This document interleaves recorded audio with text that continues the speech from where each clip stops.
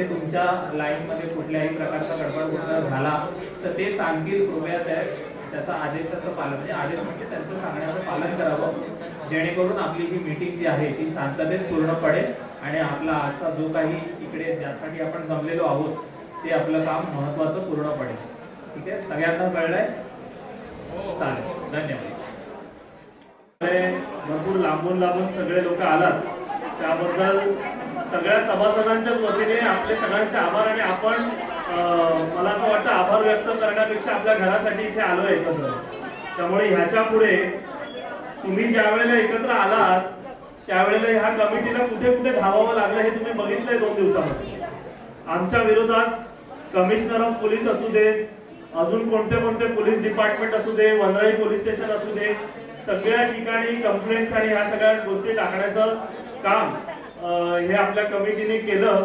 आणि परंतु आपल्या एकीमुळे आज जो कश्यप मेहताने आपल्याला लुटलं ना, आपल्याला त्या लबाडाने ज्याने लुटलेलं आहे त्याच्या विरोधात आज आपण जेव्हा सगळेजण एकत्र आलो, आता सगळे घाबरलेले आहेत.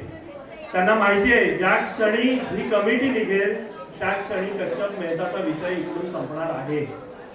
त्यामुळे ही कमिटी काढण्यासाठी आणि त्याच्याच आपल्याला असं वाटतंय की कश्यप मेहता या प्रकल्पामध्ये नाहीये, पण कश्यप मेहताचाच कॉन्ट्रॅक्टर जो आपण आणून बसवलेला आहे ज्याचं नाव आहे राक्षी डेव्हलपर, तो कश्यप मेहताचाच कॉन्ट्रॅक्टर आहे. आमचा शेखर 8 महिन्यापूर्वी, आम्ही सगळे नव्हतो बिचाराबरोबर, पण तो 8 महिन्यापूर्वीपासून ओरडत होता, अरे त्याला घेऊ नका.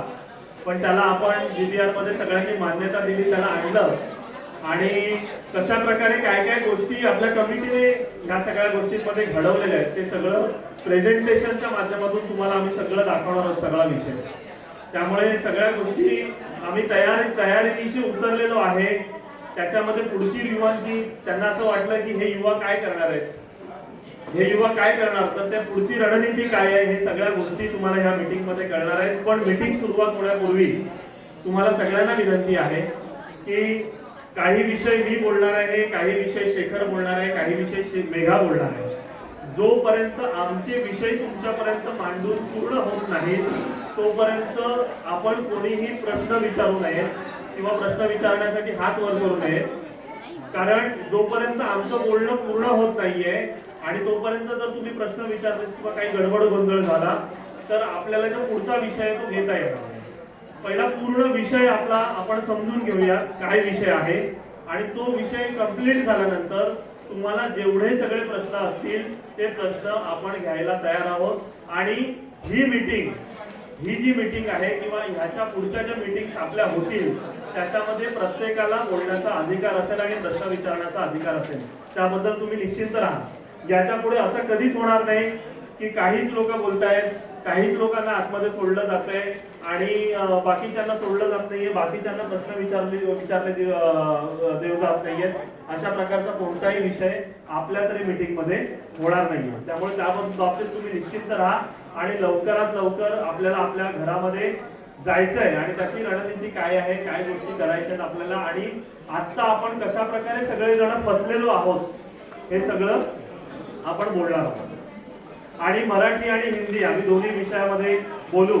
त्यामुळे जास्तीत जास्त हिंदीमध्ये बोलण्याचा प्रयत्न करू. तेवढं आम्ही हिंदी चांगला नाही आमचं, पण जेवढं होईल तेवढं आम्ही हिंदीमध्ये बोलण्याचा प्रयत्न करू म्हणजे सगळ्यांपर्यंत सगळा मेसेज पोहोचेल. तो सीनियर सिटीजन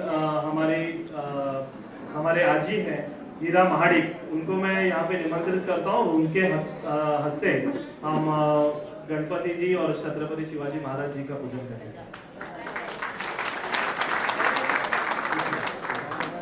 छत्रपति शिवाजी महाराज की जय.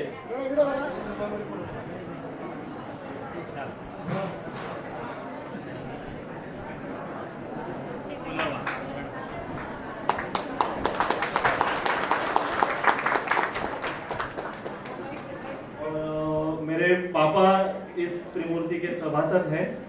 उसके अलावा शेखर आंबुलकर, मेघा धुरी, हमारे मम्मी पापा इस जो भी प्रोजेक्ट के सभासद हैं. पर हम सारे बच्चे मिलकर, जितने भी यहाँ पे युवा सदस्य हैं, सब मिलकर हम जुटकर हम काम कर रहे हैं। हम तीनों जन यहाँ पर बात करेंगे, बात करने के लिए हम रहेंगे, बट इसके पीछे जो मेहनत करने वाली टीम है वो बहुत बड़ी टीम है, ठीक है। तो हम तीनों बात जब तक कर रहे हैं या जो भी विषय आपके सामने रख रहे हैं, वो विषय जब तक पूरा नहीं होता तब तक आपको कुछ भी सवाल नहीं पूछने हैं या फिर कुछ भी बीच में बोलना नहीं है।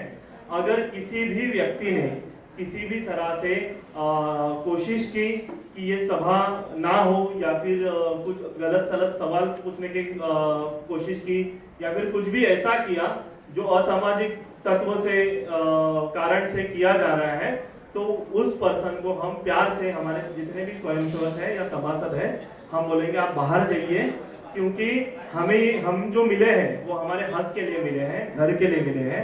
हमें ये जानना भी बहुत जरूरी है कि जो 4.5 साल से हमारे यहाँ पे बैठे हैं जो लोग हैं, वो लोगों ने हमारे लिए क्या क्या सारे काम किए हैं, क्या क्या व्हाट्सएप पे जो मैसेज हमें मिलते थे कि कमेटी ने सभासदों के हित में काम किया है, तो वो कैसे किया है और किस तरह के हित में किया है, वो सारी चीजें आपको हम प्रेजेंटेशन के माध्यम से उसके सारे, और यहाँ पे जितने भी बातें होंगी आप ये समझ लीजिए, आज से पहले शायद ऐसे मीटिंग्स हुए रहेंगे जो मीटिंग्स में आपको बहुत सारी चीजें बताई गई, 3 महीने में होगा, 4 महीने में होगा, और जिसका कुछ भी पेपर अवेलेबल नहीं था, उपलब्ध नहीं था। पर यहाँ पे जो भी बातें होंगी उसको प्रूफ, एविडेंस हम जिसको कहते हैं, वो सारे एविडेंस की तरह से ही बात होगी।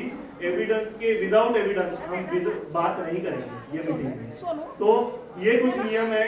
आप आपके मोबाइल फोन्स भी अगर हो सकता है तो साइलेंट मोड पे डाल दीजिए, क्योंकि मीटिंग में अगर वो बजेंगे तो फिर वो सबको डिस्टर्ब हो जाएगा। तो आपके मोबाइल फोन्स भी आप साइलेंट मोड पे डाल दीजिए। एक दूसरे के साथ बात मत कीजिए जब सभा शुरू होगी। गणपति जी का आशीर्वाद लेके और छत्रपति शिवाजी महाराज को पुष्प अर्पण करके ये मीटिंग की हम शुरुआत कर रहे हैं।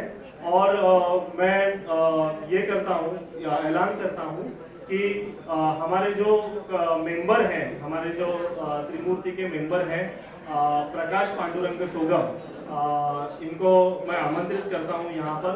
और इस सभा के लिए, इस मीटिंग के लिए वो इस मीटिंग के लिए अध्यक्ष पद की ये करेंगे, दूरा संभालेंगे। क्या वो तैयार है? तो आप बता सकते हैं। तो वो तैयार है और उनको अनुमोदन देने के लिए रामचंद्र परब और रामचंद्र बजागे जी को मैं यहाँ पे आमंत्रित करूंगा कि उनको वो अनुमोदन दे कि वो इस सभा के लिए अध्यक्ष पद का ये करें।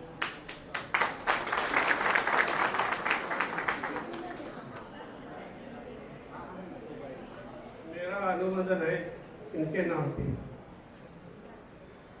मेरा भी अनुमोदन है इनके नाम पे।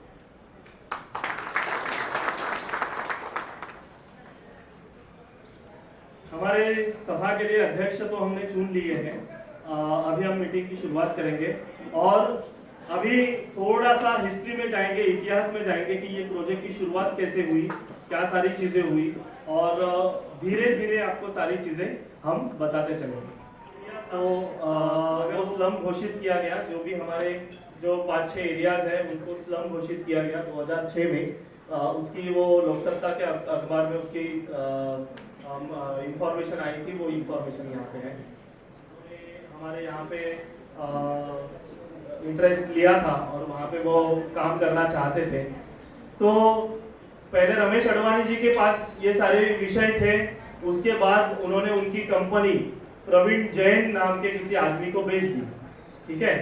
फिर उसमें हमने बहुत सारे लोग दिखाए, आप देख सकते हैं प्रेजेंटेशन में भी।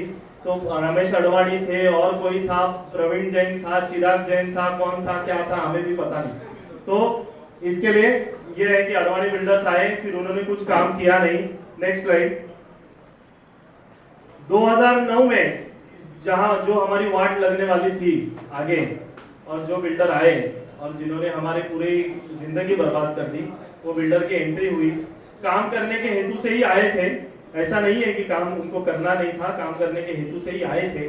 पर धीरे धीरे कुछ हमारे में से ही लोग थे जो लोगों ने उनको बहुत अटकाव किया, सारी चीजें की, और फिर उन्होंने जो काम करना था, जो प्रोजेक्ट का काम करना था, वो करने के सिवा बहुत सारी चीजें की, वो आपको हम बताएंगे। तो 2009 में हमने उनको जीबीआर में मान्यता दी, जीबीआर ली और उनका एंट्री हो गया सनशाइन बिल्डर का।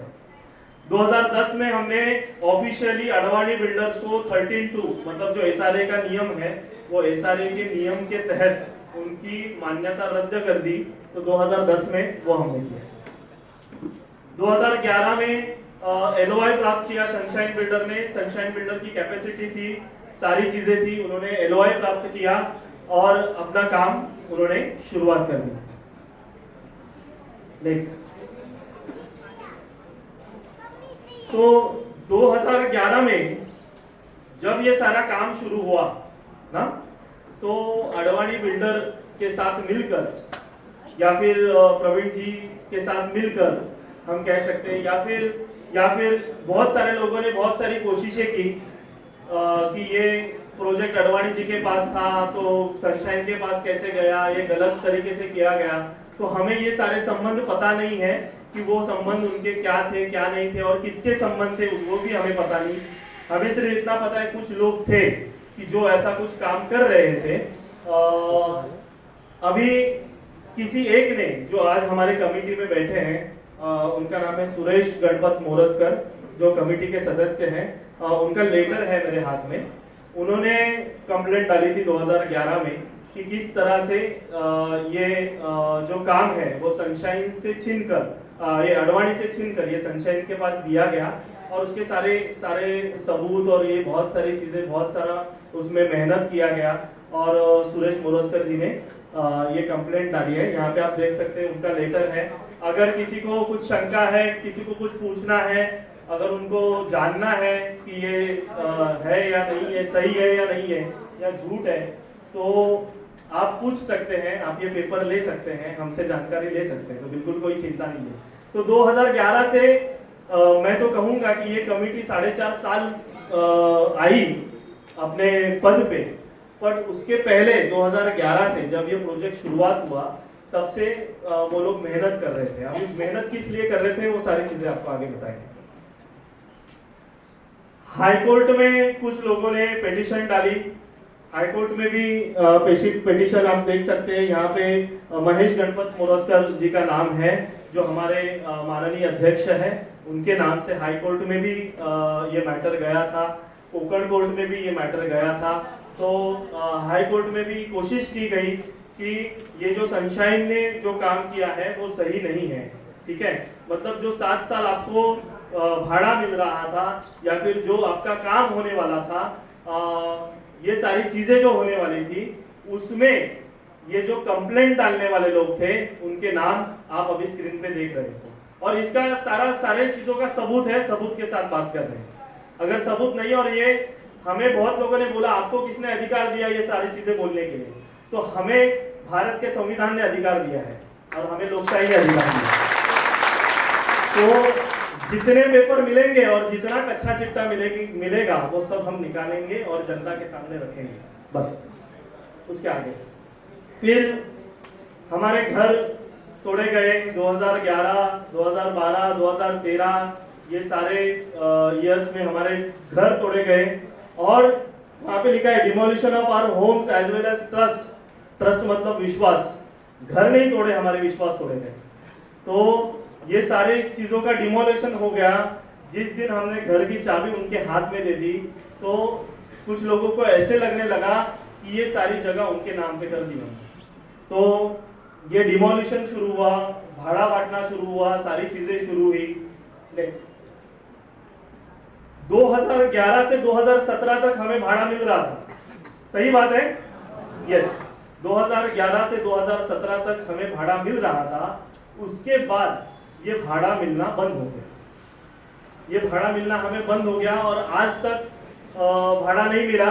कुछ लोगों को 6 महीने का भाड़ा मिला है बीच में, ठीक है, बट सारे लोगों को नहीं मिला और ये भाड़ा मिलना बंद हो गया।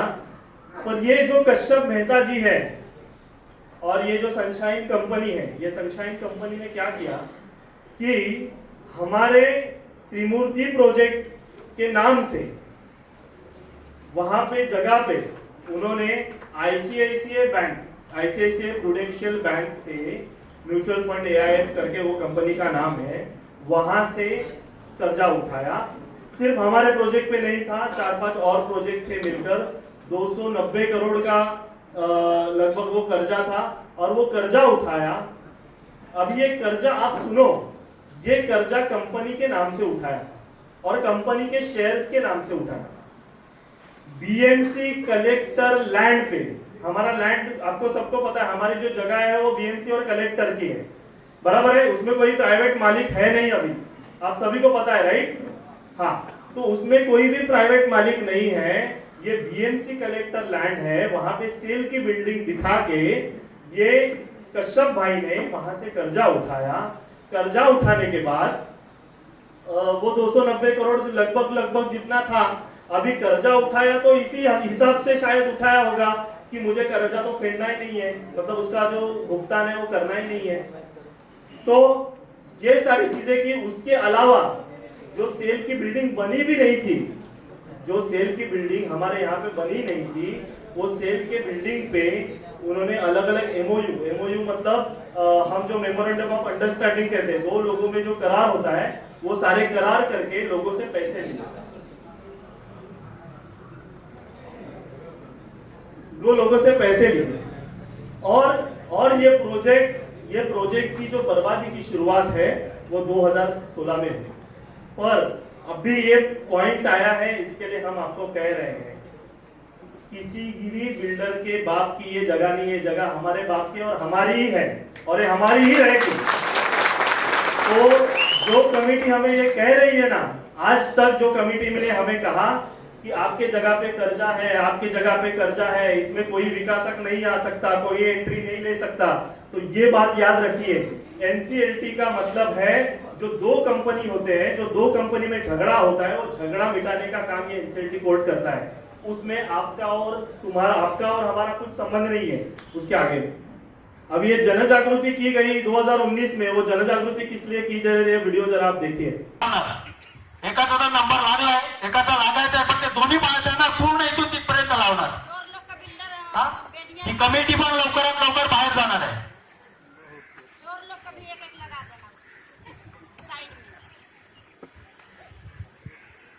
आता मी विषयावर येतो। यापुढे आपले घर व आपले भाडे लवकरात लवकर कसं मिळेल यासाठी आपण हे प्रयत्न करतोय। आज खरं म्हणजे ही मीटिंग घ्यायची नव्हती, पण आता 1-1.5 महिन्यानंतर गावून लोक येतील, तोपर्यंत जर थांबलो आपण तर आपला प्रोजेक्ट आणखी पुढे जाईल। तर मी काही मुद्दे तुमच्या समोर आता वाचून दाखवतोय। पहिली गोष्ट म्हणजे विकासक कोणीही आणू दे, आमचे मुद्दे महत्वाचे आहेत, त्याला ते पटले तर त्याला आपण काम करायला देऊ। मी आता ते मुद्दे तुमच्या समोर मांडतो। सर्वात पहिला मुद्दा असा आहे, त्याची काम करण्याची क्षमता असली पाहिजे। दुसरा मुद्दा असा आहे, पहिल्याचं जे थकीत भाडं आहे ते भाडं पूर्ण देऊन नवीन जे भाडं मिळेल ते 12,000 प्रमाणे मिळालं पाहिजे आम्हाला।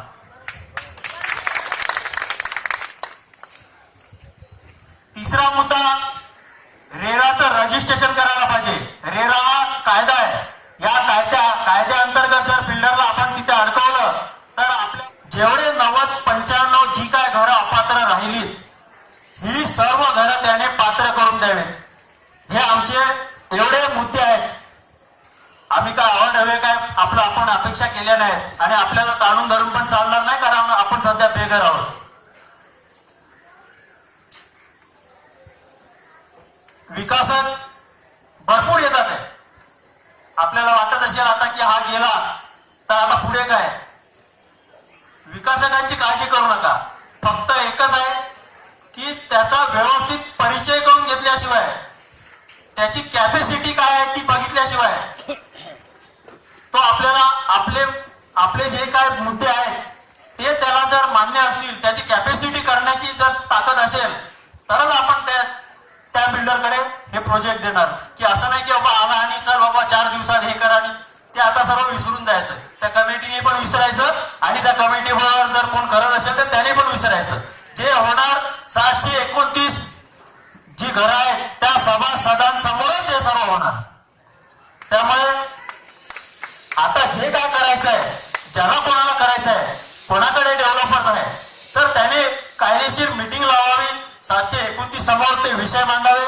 आता विषय हाच आहे की जो कोण असेल विकासक आणि तो कोणाचाही असू दे, आम्हाला फक्त आमचं घर आणि आमचं भाडं लवकरात लवकर जो देईल आणि त्याची जर चांगली कॅपॅसिटी असेल आम्ही त्याला हे काम मान्यता देऊ. आणि आम्हीच कशाला ह्यामध्ये पुन्हा कोणाचा विरोध येत होता कामा नये. मी सर्व 729 जणांना नम्रपणे सांगतो की जे पाऊल उचलू, जे सगळ्यांसमोर जर झालं तर त्याच्यानंतर मग विरोधच होणार नाही. पण कळणं गरजेचं आहे लोकांना. बरोबर आहे की नाही? जो भी होगा काम वो 729 लोगों के हित में होगा और सबके सामने हम बिल्डर को लेके आएंगे. आपने देखा है बिल्डर को कभी? राक्षी डेवलपर को देखा आपने कभी? हमने देखा है क्योंकि हमने उसके अगेंस्ट कंप्लेंट डाली तो उसको आना ही पड़ा. तो हमने देखा है वो बिल्डर को, बट आपके सामने वो बिल्डर आया नहीं. उन्होंने बोला जिसकी कैपेसिटी होगी, जो बिल्डर की क्षमता होगी, वही बिल्डर हमारे यहाँ पे काम कर सकता है और वो बिल्डर की क्षमता वहां पे होनी चाहिए.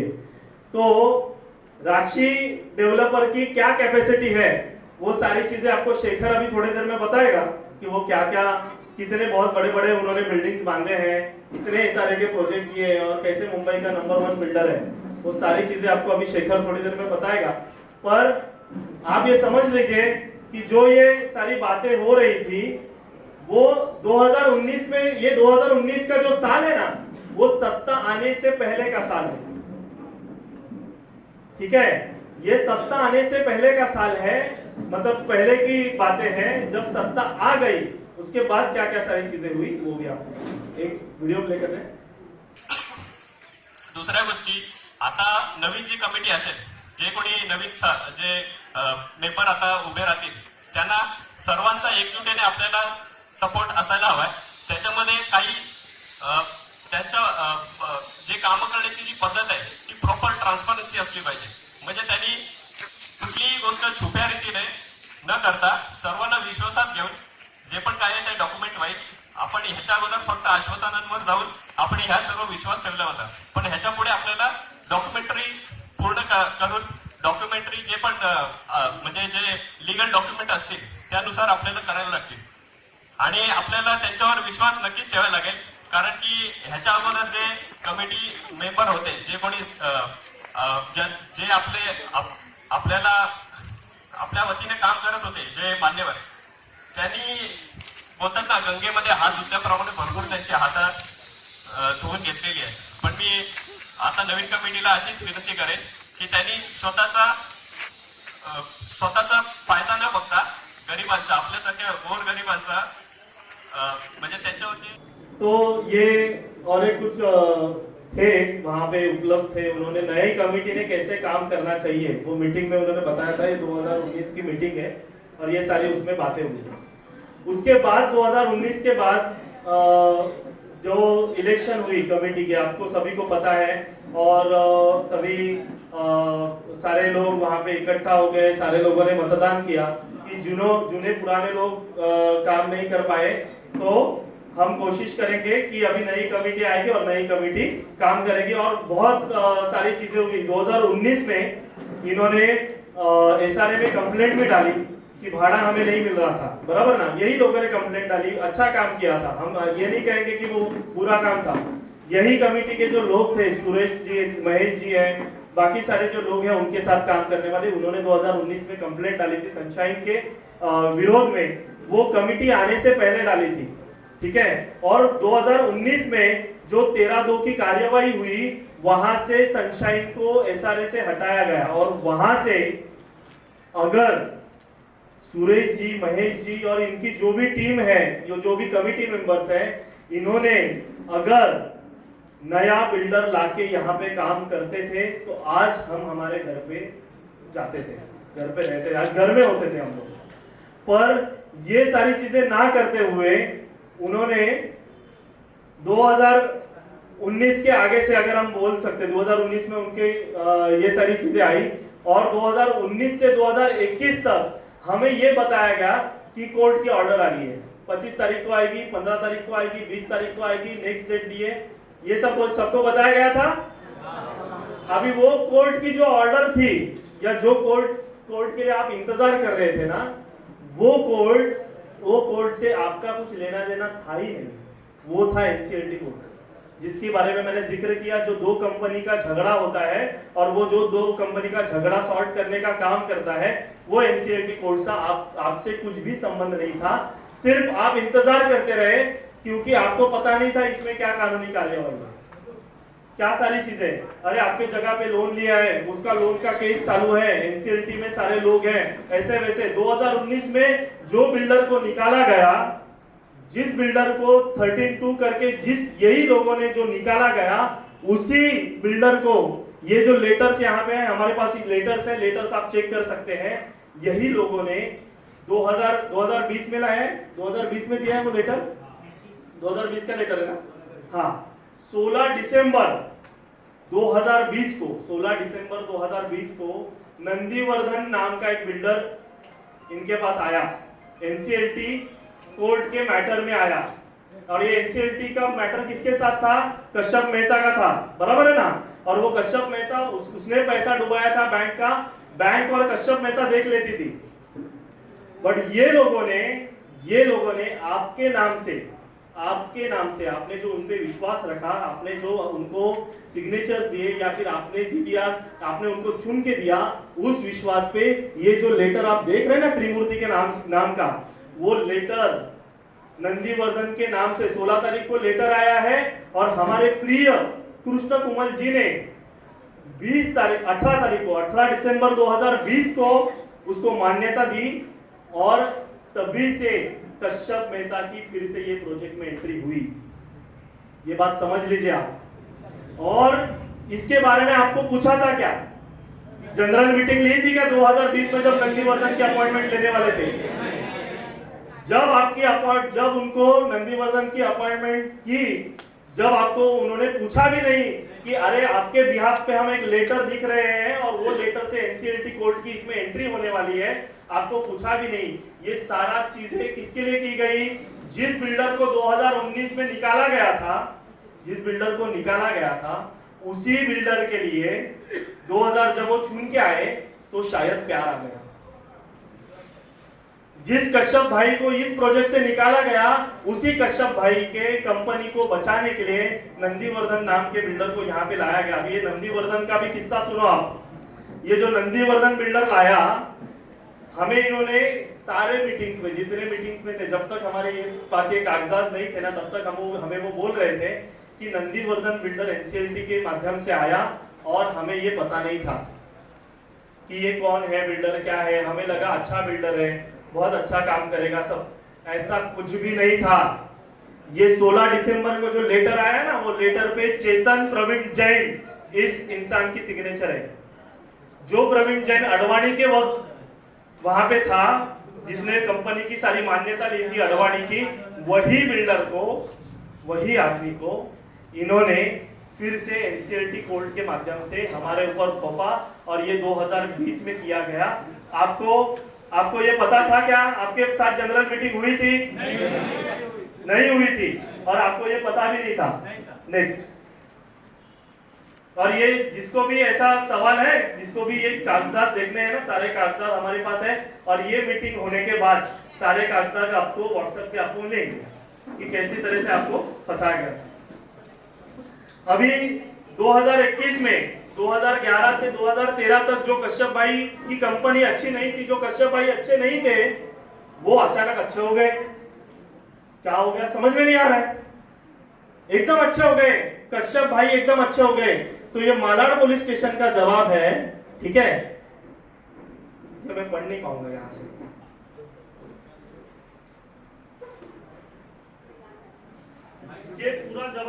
ये जो पूरा जवाब है, ये हम आपको व्हाट्सएप पे भेजेंगे। जो पूरा उसका है ना, वो जो आईसीआईसीआई कंपनी का लोन था उसके बारे में ये सारी चीजें लिखी गई है, और उसका जो लास्ट पैराग्राफ है वो बहुत इंटरेस्टिंग पैराग्राफ है। जो कश्यप मेहता 2011 से 13 तक जो बुरा था वो कैसा अच्छा हो गया वो सुनो।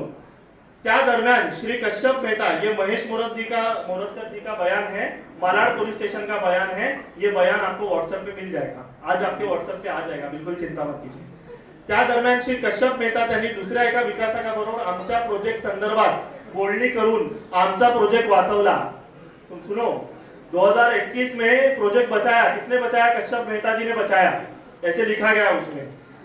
आम्ही सुनील मनोत यांच्या जाळ्यात अडकून आमच्या हक्काचे घर मिळवण्याचे आमचे स्वप्न उद्ध्वस्त झाले असते। वरील सर्व घटनेला श्री सुनील मनोत हाच जबाबदार असून त्याच्यामुळे आमचा प्रोजेक्ट रखडला आहे। कश्यप मेहता की जिम्मेदारी कुछ है नहीं। ये लेटर ऐसा बताता है कि कश्यप मेहता की कुछ गलती नहीं है, जो भी गलती थी वो सुनील मनोत मतलब आईसीआईसी के जो आदमी है उनकी गलती है। कश्यप मेहता जी बिल्कुल अच्छे भगवान थे हमारे लिए।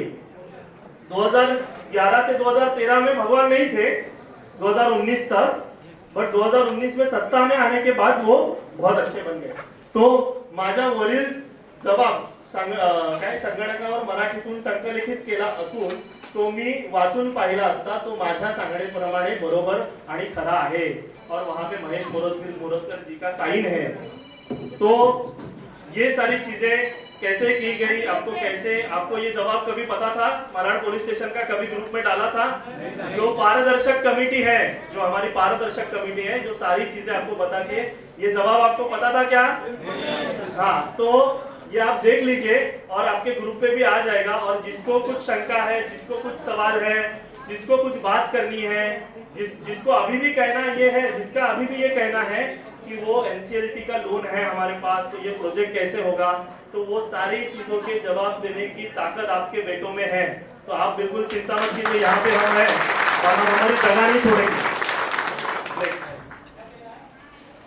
2021 में कुछ ही लोगों को भाड़ा दिया, 292 लोगों को। उसका भी मकसद ये था कि आप लोगों में अगर आधे लोगों को डिवाइड किया गया तो आधा ज्यादा काम हमारा आसान होता है।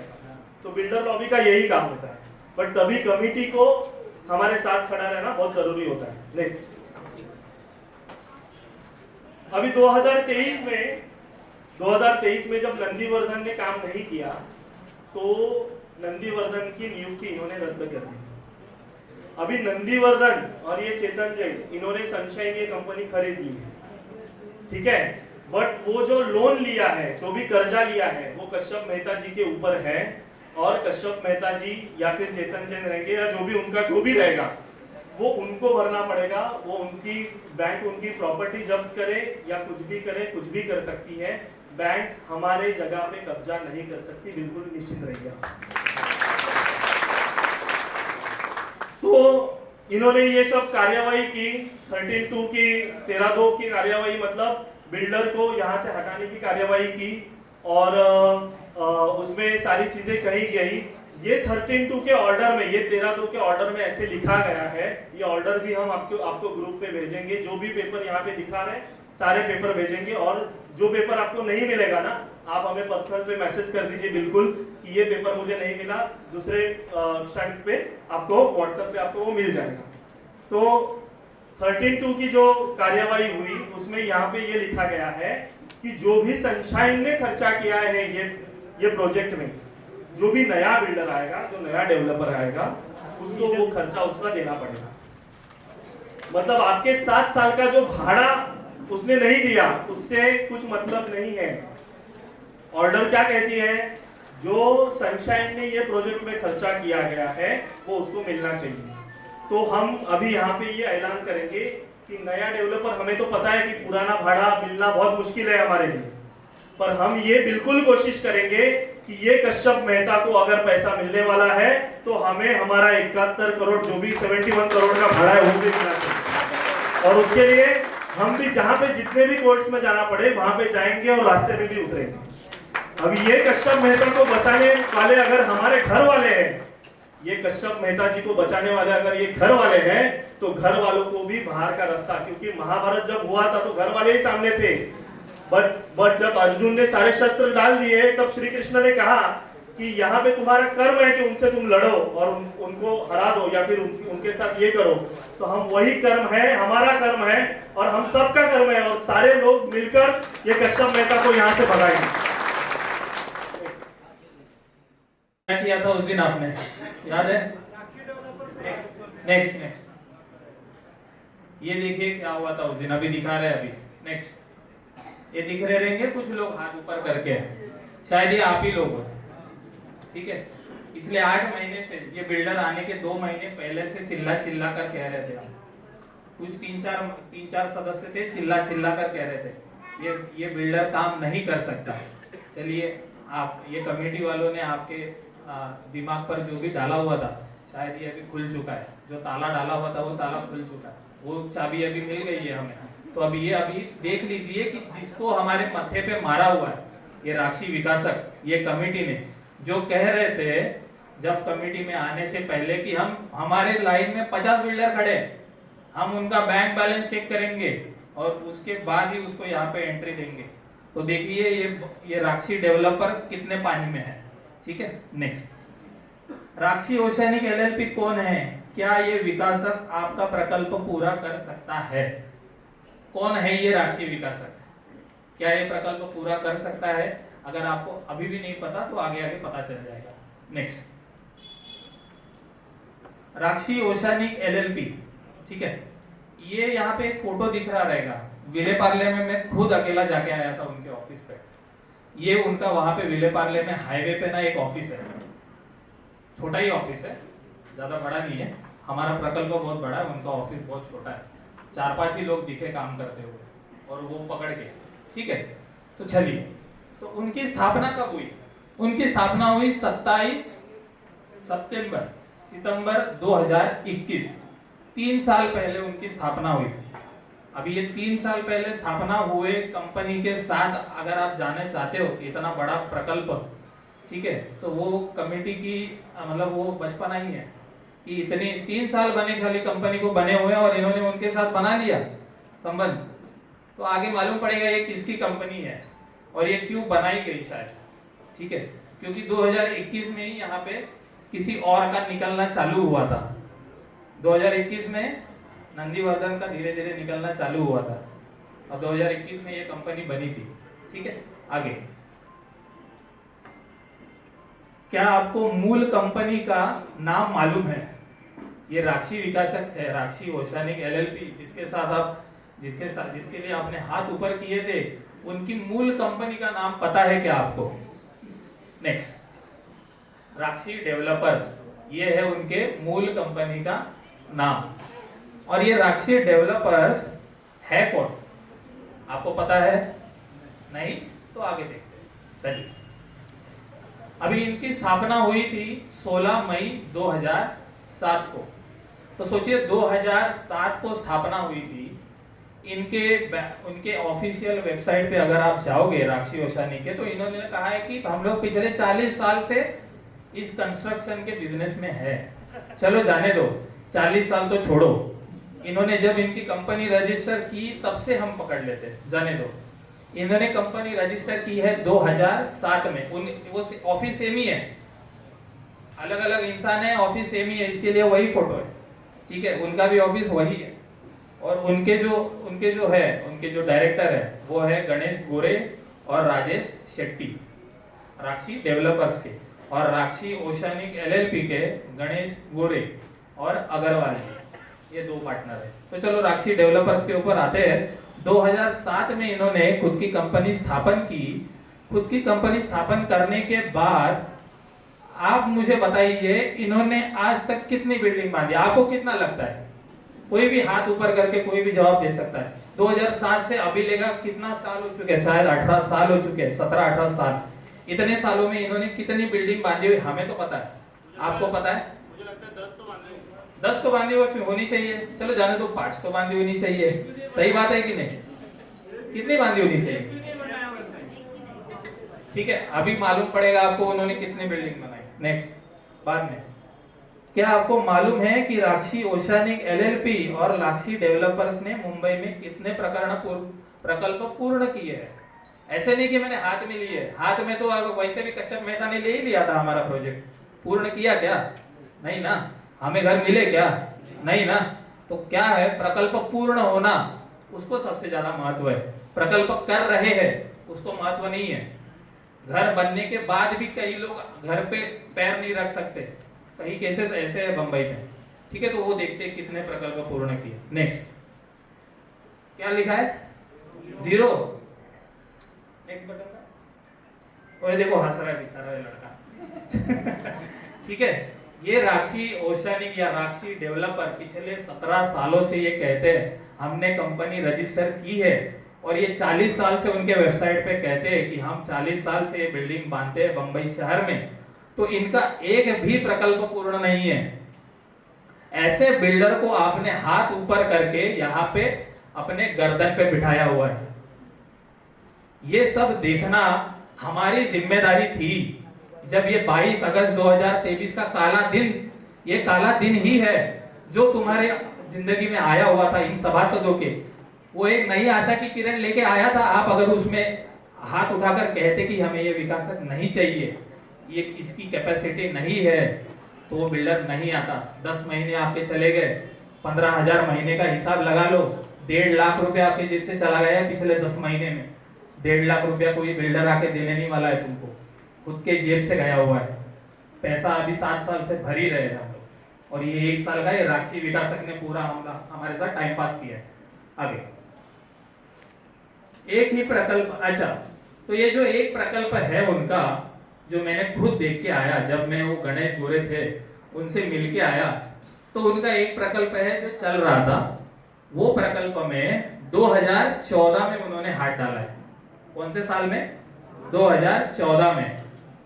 2014 से लेके 2024 10 साल हो गए।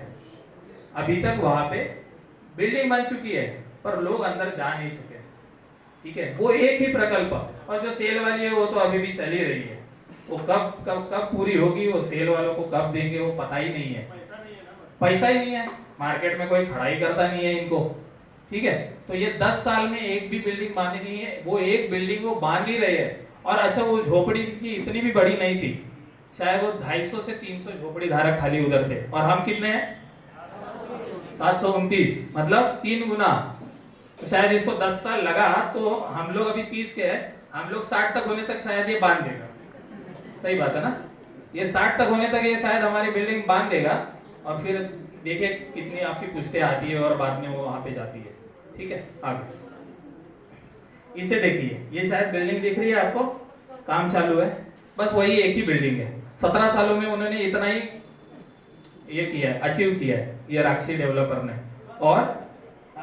और ये 10 माले का जो भी बिल्डिंग है 10 सालों में वो इन्होंने बांधा है, और 17 सालों में एक भी बिल्डिंग नहीं बांधा है, खाली बोलते रहते कि हम बिल्डिंग बांधते हैं। और ये राजेश शेट्टी जो है, जब आप अगर आपको मालूम नहीं रहेगा, 2011 से 13 में जब आपका झोपड़ा टूट रहा था ना, तो उसका कॉन्ट्रैक्ट उसी आदमी के पास था, ठीक है। ये आपको पता नहीं, पर उसी आदमी के पास था, और आपने उसी के पास में उसी के झोली में डाल के दे दिया है। उसका आदमी मतलब किसका आदमी है?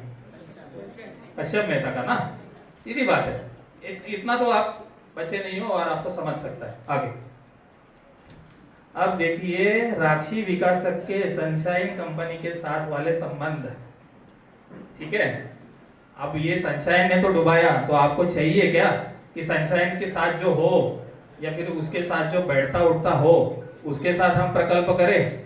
जिसने हमारा 60-70 करोड़ का भाड़ा थकाया, ठीक है, वो जो हमें भुलाने के लिए पड़ा है कि जाने दो, हम एक ऐसा क्षण आए और हम बोल दे कि हमें भाड़ा ना दे, खाली हमें घर दे दे, तो शायद वो मूर्ख होगा। हम मूर्ख नहीं है, हम युवा पीढ़ी ने जो ये काम हाथ में लिया है वो हम बजा के ही रहेंगे, ठीक है। तो आगे देखिए, अच्छा यहाँ पे ना ऊपर अभी दिख नहीं रहा है, प्रोजेक्ट गैलेक्सी करके दिख रहा रहेगा। प्रोजेक्ट गैलेक्सी क्या है आपको पता है? शायद आपको नहीं पता रहेगा। प्रोजेक्ट गैलेक्सी जो अपने सनशाइन वाले जो है प्रिय कश्यप मेहता, उनको जो सेल वाली बिल्डिंग, जो बेचने वाली बिल्डिंग बांधनी थी ना, वो बिल्डिंग का नाम था प्रोजेक्ट गैलेक्सी, ठीक है। वो तब की बात है 2016 की, और तभी किसने किसको पैसा देना था। वहां पे ये बाण दिख रहा है आपको, 2 बाण, ठीक है, वहां पे राक्षी डेवलपर्स का नाम है, ठीक है, वहां पे राक्षी डेवलपर्स का नाम है, 2,60,00,000 रुपए का वो कीमत है। तो आप बोलिए अगर ये प्रोजेक्ट में ये राक्षी डेवलपर जिसकी राक्षी वैशाली एलएलपी कंपनी है वो तब से था, तो फिर से आपके गर्दन पे लाके इन्होंने बैठा दिया, आपको मालूम भी नहीं पड़ा। बहुत बहुत बोले हो आप यार, आपको मालूम भी नहीं पड़ा। बहुत ये कमेटी इतनी भोली बन के आपको फंसा रही थी कि आपको नहीं मालूम पड़ा। अभी देखिए यही है वो सबूत है। नेक्स्ट, ये सब देखने के बाद आपको फिर भी राक्षी विकासक के साथ काम करना है क्या? किसको काम करना है? ठीक है, नेक्स्ट बताइए, हाँ या ना? ठीक है, जिनको हाँ करना है वो हाथ ऊपर कर सकते हैं, नहीं ना? ना करना है वो हाथ ऊपर कीजिए। बहुत बढ़िया, हाथ ऊपर कीजिए, हाथ ऊपर कीजिए। जिनको ना, ये राक्षी विकासक के साथ काम ही नहीं करना है और इसको हटाना है हमारे प्रकल्प से, हाथ ऊपर कीजिए। अपने हाथ जितने ऊपर होंगे उतना हमारा प्रकल्प जल्दी पूर्ण होगा।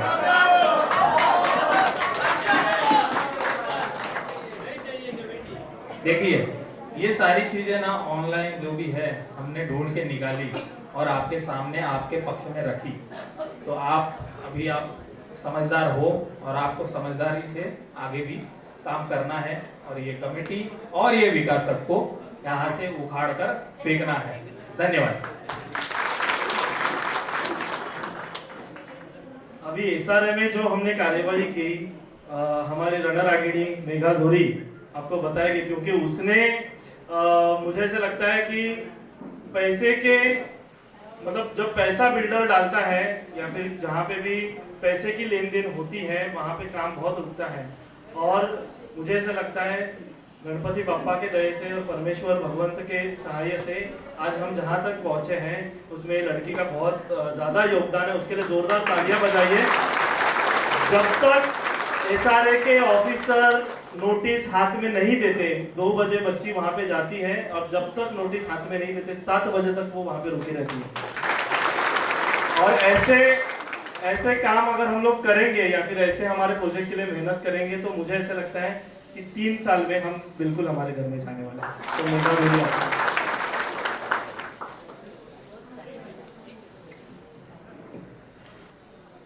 नमस्कार नमस्कार नमस्कार असं झोपल्यासारखी सभा वाटते। नमस्कार, आपण सगळे आपल्यासाठी जमलोय ना? नक्की? आतापर्यंत जे काही आपण बोललोय समजलंय सगळ्यांना? बरं, मला असं वाटतं आपला हा जो लढा सुरू झालेला, मी मराठीतूनच बोलेन, मला जास्त हिंदी जमत नाही, मी जे खरं आहे ते बोलते। सो आपला जो लढा सुरू झालेला हा फेब्रुवारी मध्ये झालेला, बरोबर? बरीच जण सतत सोसायटीच्या ऑफिस मध्ये जात होते, मीटिंग करत होते, काही काळापर्यंत सोसायटी आपल्या सोबत होती। सोबत होती? सगळे जण सोबत होतो आपण कमिटी काढणार नाही या मतावर एकदा ठाम होतो। नंतर काय झालं, आपला लढा कसा पुढे सुरू झाला त्याबद्दल मी थोडक्यात मांडेन। सुरुवात अशी झाली की आम्ही कमिटीला अनेकदा विनवण्या केल्या की बाबांनो काहीतरी करा, एक बिल्डरला ठराविक तारीख द्या। तर आम्ही तारीख डिक्लेअर केलेली 30 मार्च पर्यंत, विकासकाला तारीख देऊया। 30 मार्च पर्यंत विकासकाने एफसी ची एनओसी क्लिअर केली आणि जर आपल्यापर्यंत भाडे आले तर आपण या विकासकाबरोबर काम करूया, कारण आधीच 6 ते 7 महिने आपण या विकासकाबरोबर थांबलेलो आहोत। पहिलाचं जे भाडं आहे थकीत भाडं ते 7 ते 8 वर्षाचं आहे। आत्ता पराग म्हणाल्याप्रमाणे 70-80 कोटीच्या भरात भाडं जातंय। जसे दिवस वाढतील तशी भाड्याची अमाउंट वाढत जाईल। मग काय झालं, आम्ही लोकांनी ठरवलं अरे मतदान येतंय, सगळ्यांना माहिती आहे मतदान येत होतं। मतदानाला आपण काय ठरवलं की मतदानावर बहिष्कार घालायचा। आज जवळजवळ इथे 300-400च्या वरती लोक आहेत। कोणत्या तरी नेत्याला वाटलं पाहिजे बाबा मतदान ही लोक करत नाहीयेत, त्या नेत्याने आमच्या जवळ यावं, आमचा प्रश्न विचारावं, पण कोणता नेता आपल्याकडे आला का? मग आपण मतदान कशासाठी करतो? आपलं घर मिळत नाहीये, आपल्याकडे मागील नगरसेवक आहेत, आपल्याकडे पोहोचत नाहीयेत, म्हणून आपण एक प्रयत्न केला होता की मतदानावर बहिष्कार टाकायचा। मला माहिती नाही ते किती जणांनी फॉलो केलं, पण आमच्यातल्या युवा टीमने बऱ्याच जणांनी फॉलो केलं. मतदानाची न्यूज जी आहे ती प्रत्येक पेपरात, विविध पेपरात आली आणि ती न्यूज इथे दिसते. सगळ्यांना ही न्यूज दिसते. 729 घरं गेली 14 वर्ष घरापासून वंचित आहेत. 7 वर्ष भाडं भेटत नाहीयेत म्हणून मतदानावर बहिष्कार घालतात आणि आपलं बघून सांताक्रूजच्या सोसायटीने कॉपी केलं. आपल्याला कोणीतरी कॉपी केलं आणि याचा परिणाम काय झाला? हे काही पेपरामध्ये कात्रणं आलेली त्याबद्दल होतं. हे नको. म्हणजे मुंबईच्या कलेक्टर के कलेक्टर ने इस विषय की दखल ली थी. Yes. आप सभी को बताना चाहते हैं मुंबई के कलेक्टर और देवेंद्र फडणवीस जी की जो पीए है, पर्सनल असिस्टेंट है, ये जो हमने कदम उठाया था, हमारे ऊपर बहुत लोगों ने हंसा. हमें बोला ये आप लोग कर रहे हैं उससे क्या होने वाला है, और किसी ने ग्रुप में भी मैसेज डाला कि युवा ने सिर्फ इतना ही काम किया है कि मतदान पे बहिष्कार डाला. जिस कमेटी ने लेटर लिख के दिया था कि सीईओ की मीटिंग चाहिए हमने बोला था कि सीईओ, वो सीईओ की मीटिंग नहीं मिल रही थी. और जब हम सभासदों ने मिलकर जब ये स्टैंड लिया और पेपर में इसकी जाहिरात आई तो मुंबई के कलेक्टर ने हमारी दखल ली और यहाँ पे एसआरए के अधिकारी, हमारे गोरेगांव के जो भी उत्तर पश्चिम जिला के जो भी इलेक्शन के ऑफिसर है, वो ऑफिसर ने हमारी मीटिंग ली यहाँ पे और सीईओ ने हमें मीटिंग दी. परागने खरंच खूप महत्त्वाचा मुद्दा क्लिअर केलाय. म्हणजे आपल्या एका बातमीने अख्खं मुंबईचं डिपार्टमेंट आपण हलवलंय. म्हणजे याच्यामध्ये एवढी ताकद होती की आपल्याला जी सीईओ ची मीटिंग गेले 10 वर्ष, मला माहिती नाही सीईओ ची मीटिंग कोणत्या कमिटीला भेटली आहे की नाही, पण युवाने एंटर केली आणि सीईओ ची मीटिंग आम्हाला मिळाली. सीईओनी सगळ्यांसमोर निर्णय दिला. विकासकाला विचारलं काय रे बाबा तुला काम करायचं आहे की नाही? साहेब मला अजून 2 महिने द्या. अरे आमची जागा आम्ही तुला निवडून दिले, अजून तू किती वेळ मागतोय? असा तू किती वेळ मागत राहणार? साहेबांनी सांगितलं याला वेळ दिला जाऊ नये, ह्याला टेंडर मध्ये टाका, टेंडर मधून ये. आणि यासाठी त्यावेळी सांगितलेलं की कमिटीने लेटर द्यावं आणि या बिल्डरला बाहेर काढावं, पण कमिटी ऐकली नाही आणि इथून कमिटी, युवा आणि आपल्यामध्ये मतभेद निर्माण झाले. जर त्यावेळी लेटर दिलं असतं तर आज आपली वेळ ही जी आली आहे कमिटी काढायची, ह्या निष्कर्षापर्यंत आपण जे पोहोचलो आहोत ते पोहोचलो नसतो. त्यामुळे उद्या युवांनी सपोर्ट केला नाही, लोकांनी सपोर्ट केला नाही, लोक भडकवतात आहेत, युवा भडकवतात आहेत, हा जो मेसेज ते लोक पोहोचवत आहेत तो अत्यंत चुकीचा आहे. त्याच्या पुढची जी लढाई आहे ती आपण बघूया. आपली जी मीटिंग झाली आहे सीओ बरोबर, त्याच्यानंतर आम्ही पत्रव्यवहार केला एसआरए मध्ये की आम्हाला तुमच्याकडून लेखी काहीतरी पत्र मिळवून द्यावे, पण त्यांनी आम्हाला सरळ सांगितलं तुम्ही जीबीआर घेऊन विकासकाला निवडून आणलंय, तुम्हीच कमिटीच्या माध्यमातून एक पत्र द्या, ह्या विकासकाला आपण बाहेरचा रस्ता दाखवू शकतो. पण मी मागाशी म्हटल्याप्रमाणे आपल्याला ते जमलं नाही. मग लोकांनी पुन्हा एकत्र आल्या, पुन्हा सभा झाल्या आणि शेवटी आपण निष्कर्षावर पोहोचलो.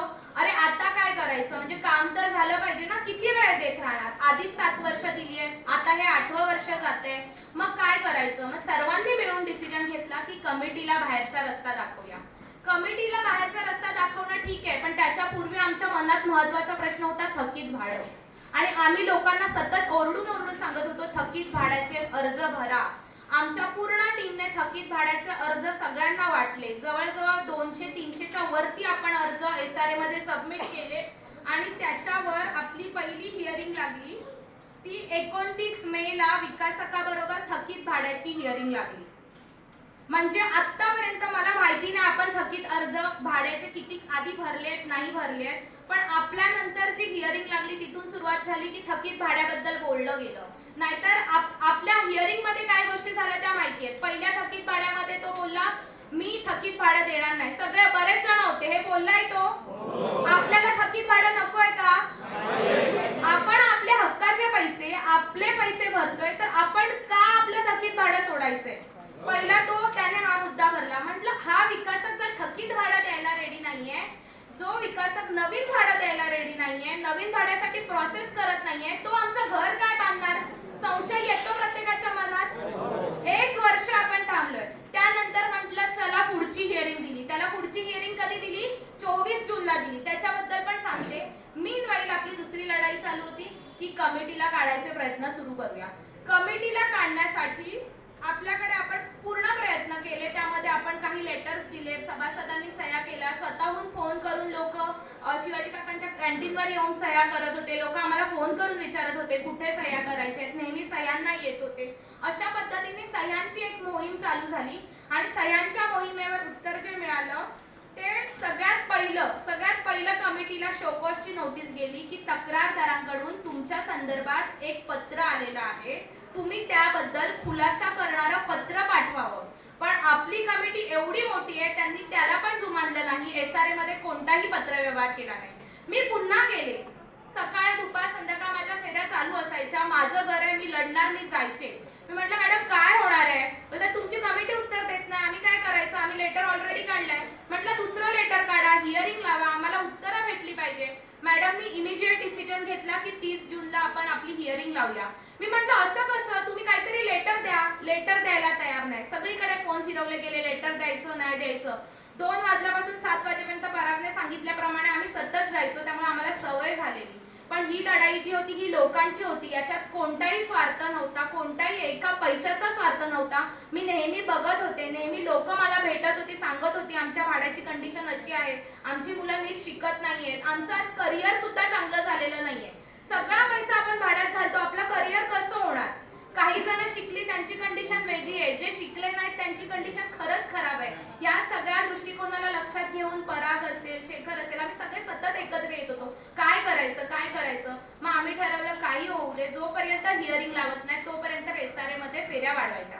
जशा SRA मध्ये फेऱ्या वाढवल्या तिथे बावनकुळे मॅडम आहेत, त्यांना आता आपली पूर्ण टीम ओळखते. इव्हन SRA मधले सगळेजण आपल्याला ओळखतात, कारण त्रिमूर्तीची टीम आणि त्रिमूर्ती संस्था आता सगळीकडे फेमस झाली. आणि शेवटी 29 जूनला मला हे लेटर त्यांनी दिलं. किती? 29 जूनला मला त्या मॅडमने सांगितलं तू जाऊन सोसायटीला लेटर दे. मी म्हटलं मी द्यायचं काम करेन. पण कृष्णकमलजी तिथे होते, मी त्यांच्या हातात लेटर दिलं. ते बोलले आम्ही घेणार नाही, SRA मधून यायचं तर येईल. मॅडमना मी फोन करून सांगितलं हे लेटर घेत नाहीये, काय करायचं? मॅडम बोलल्या नंबर पाठव. मी नंबर पाठवले. आम्ही त्यांना ईमेल केलं. म्हणजे आत्ताची टीम आपली जी आहे किंवा आत्ताची जी टेक्नॉलॉजी आहे ना ती एवढी फास्ट आहे ना की तुम्ही लेटर नका घेऊ, भरपूर मार्ग आहेत लेटर पोहोचवायचे. व्हॉट्सअप केलं, ईमेल केले, सगळ्या पद्धतीने लेटर त्यांच्यापर्यंत पोहोचवलं. आणि दुसऱ्या दिवशी आपण आणि कमिटी मीटिंगला हजर राहिली. त्यावेळी त्यांनी काय उत्तर दिलं ते सगळ्यांना माहित आहे. वकिलाचं लेटर दिलं. आमच्या वकिलाने सांगितलंय, म्हणाले वकील सुट्टीवर आहे, तो पुढची कार्यवाही तुम्ही अजून पुढचे दिवस द्यावे. सो पुढची कार्यवाहीसाठी कोणता दिवस दिलाय? कोणता दिवस आहे? 8 जुलै. म्हणजे 30 जूनची त्यांनी पुढची डेट जी घेतली आहे ती 8 जुलै आहे. मग आता उद्या त्यांना काय म्हणायचंय, त्यांचं काय म्हणणं आहे ते उद्या देतील. म्हणजे आम्ही 15 दिवसात एखादं लेटर देतोय, त्याचं उत्तर द्यायला त्यांना 1 ते 1.5 महिना लागतोय. त्याची उत्तरं त्यांना देत नाहीये. मला संशय येतो की या कमिटी बरोबर आपला विकास होणार आहे की आपण अजून जिथे अडकलो आहोत तिथेच आहोत. त्यानंतर आपल्याला पुढच्या ज्या गोष्टी आहेत त्या आपण बघूया. नेक्स्ट मला वाटतं इथून पराग तू कंटिन्यू करावं थोडंसं.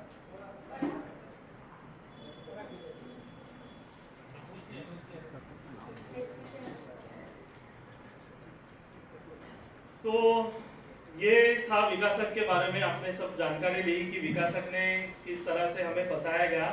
और ये जो राक्षी नाम का विकासक है और उसके पीछे जो बैठे हैं वो सनशाइन वाले ही हैं, ये आप जान लीजिए. ये जो राक्षी बिल्डर आपको सामने दिख रहा है, ये बिल्डर आपको सामने दिखता होगा, बट उसके जो पीछे बैठा हुआ इंसान है, या फिर हम कह सकते हैं कि क्योंकि उसके ट्रांजैक्शन हम प्रूफ के सिवाय नहीं बोल रहे हैं, हम जो बात कर रहे हैं उसके लिए कुछ तो प्रूफ है ना, इसके लिए बात कर रहे हैं ना हम लोग. तो इसके पीछे सनशाइन ही है. तो ऐसे नाकार बिल्डर को हमें निकालना ही है. पर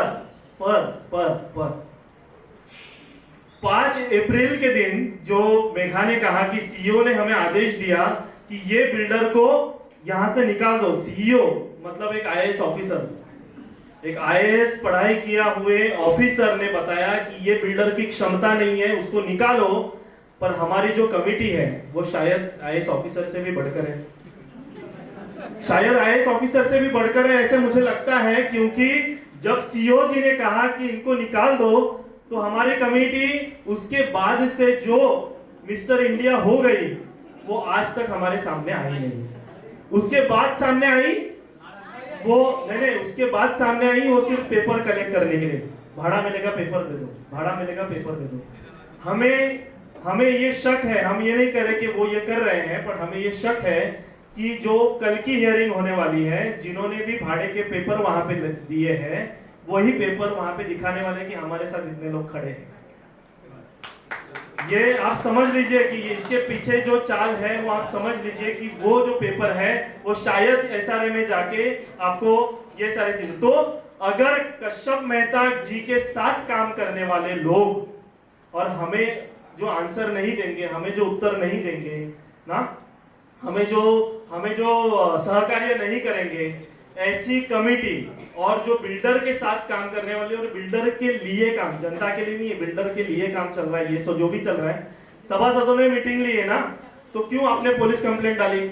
क्यों आप कोशिश कर रहे थे कि 2 दिन, आज मैं हूं, मेघा है, संजय दादा है, यहाँ पे सोमनाथ है, और कौन है, गोविंद दादा है, हमारे ऊपर 130 की हमें नोटिस दिए पुलिस वालों, 130 की हमें नोटिस दिए हैं कि कुछ भी अगर अनुचित प्रकार होता है, पुलिस प्रोटेक्शन तो है यहाँ पे, कुछ पुलिस वाले भी हैं जो हमारे ऊपर निगरानी रखे हैं, बट अगर कुछ भी होता है तो आप पे कार्रवाई होगी। क्यों? अरे हम तो घर वाले लोग हैं ना, अगर आपके साथ आपके पास पूरी जानकारी थी तो आप यहाँ पे आते थे, आप हमें बताते थे। कल आपने इतना मैसेज डाला, आज सुबह भी, आज हमारी अक्ल निकाली गई, और जिसने अक्ल निकाली उनका कितना एजुकेशन है पहले वो देखे।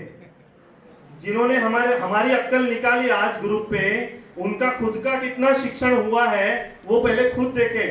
उनको एक इंग्लिश का पेपर अगर हम पढ़ने देंगे तो वो पहले पढ़े, वो उसके बाद हमारी अक्ल निकाले। बट ये सारी बातें हम कभी करते नहीं, और ना हमें गुरूर है, हम विनम्रता से भी काम करते हैं।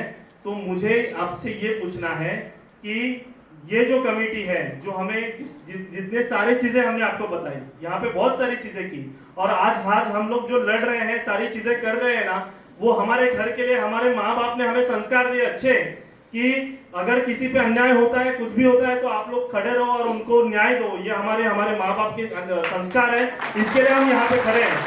तो मुझे ये आपको कहना है कि ये कमेटी जो कश्यप मेहता को, क्योंकि राक्षी बिल्डर जिस दिन ये प्रोजेक्ट में आ गया, उसने कहीं से मार्केट में वो फाइल लेके दर बदर घूम रहा है सब जगह पे, अरे मुझे पैसा दे दो, मुझे पैसा दे दो, मेरे पास प्रोजेक्ट है, मुझे पैसा दे दो।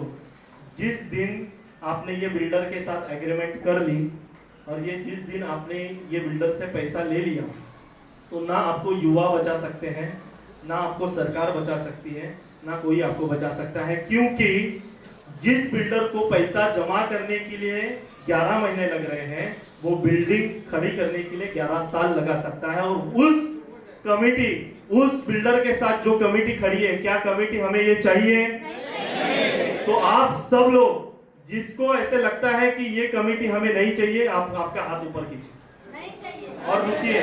ये शूटिंग हो रहा है,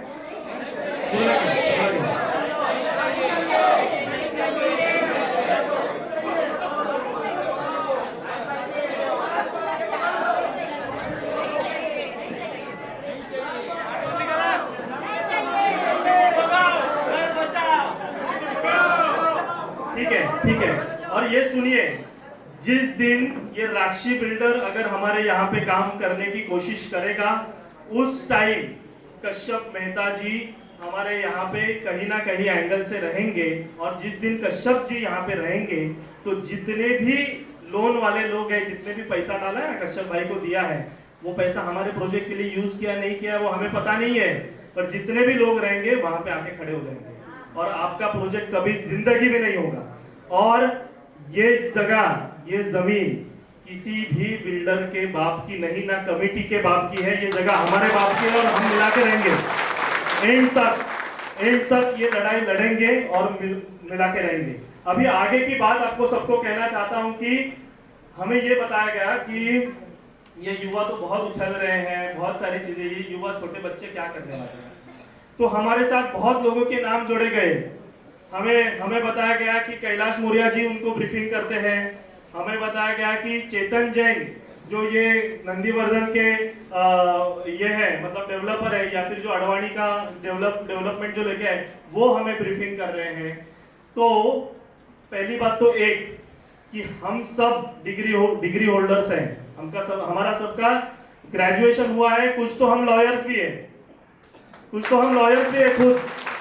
तो सारे पेपर सारे कागजात पढ़ने की अकल हमारे अंदर है और हमारे पगार इतने अच्छे हैं ना कि बिल्डर का 10,000 से हमारा कुछ नहीं होने वाला। तो ये भी आपको बता देते कि हमें हमारे माँ बाप ने बहुत अच्छा शिक्षा दिया है, बहुत अच्छे लेवल पे हम आज काम कर रहे हैं, हमें अच्छा पेमेंट मिल रहा है, तो हमें किसी के भी लिए काम करने की जरूरत नहीं है। तो हम आपको ये बताना चाहते हैं कि किसी भी तरह से ये जो कमेटी कह रही है कि आपका इनके साथ संबंध, जिस दिन हमें चेतन जैन जी का फोन आया था उस दिन शेखर को फोन आया था।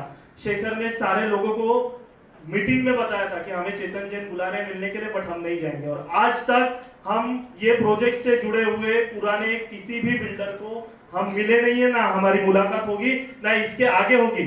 और अगर उन्होंने कुछ भी हमारे साथ करने की कोशिश की, आज हम तो मीटिंग में मिल रहे हैं, सारी चीजें हैं। अगर प्रशासन ने सारे लोगों ने हमें सहकार्य किया, ये सारी चीजें आगे अच्छी गई, बहुत अच्छी बात है। बट आगे जाके अगर हमें आजाद मैदान पे या फिर रास्ता रोको भी करना पड़े तो भी हम ये करेंगे, हमारे घर के लिए करेंगे। दूसरा उनका ये कहना था कि ये युवा बच्चे इनके पास कौन बिल्डर रहेगा।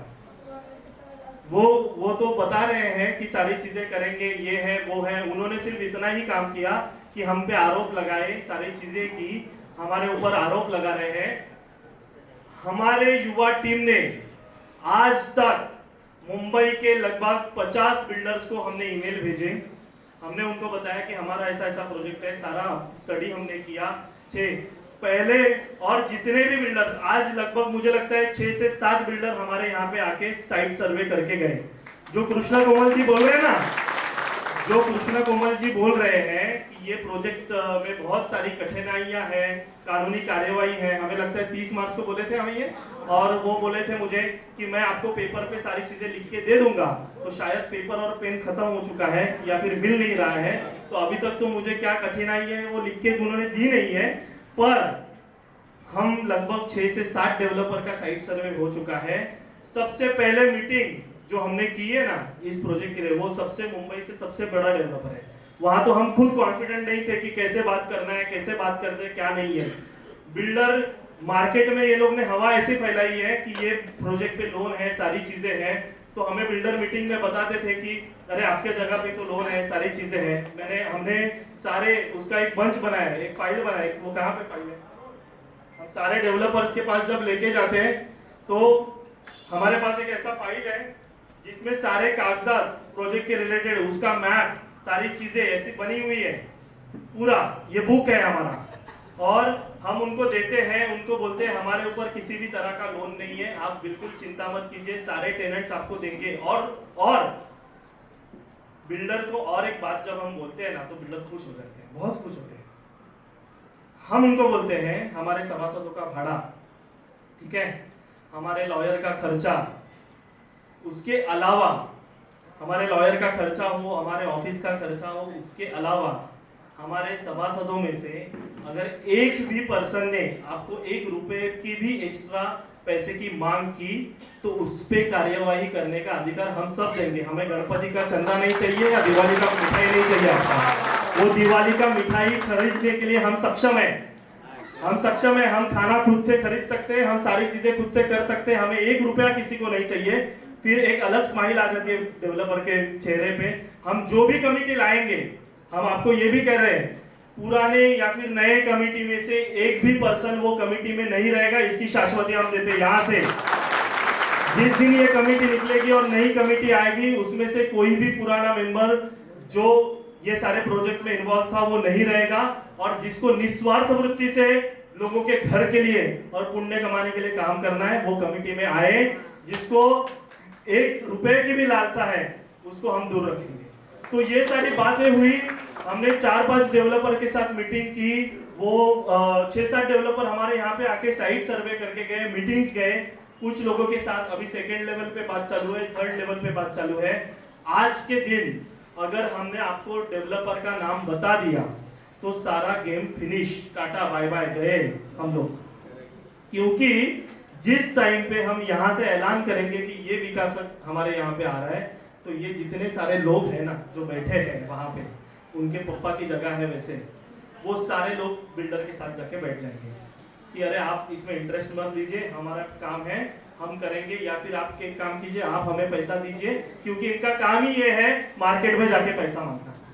तो आप बिल्कुल चिंता मत कीजिए। और ये भी कह रहे हैं, आज के तारीख में कह रहे हैं 7 तारीख से पहले मुंबई के सबसे बड़े डेवलपर का इंटरेस्ट लेटर लेके ही यहाँ पे खड़े हैं और आपसे बात कर रहे हैं।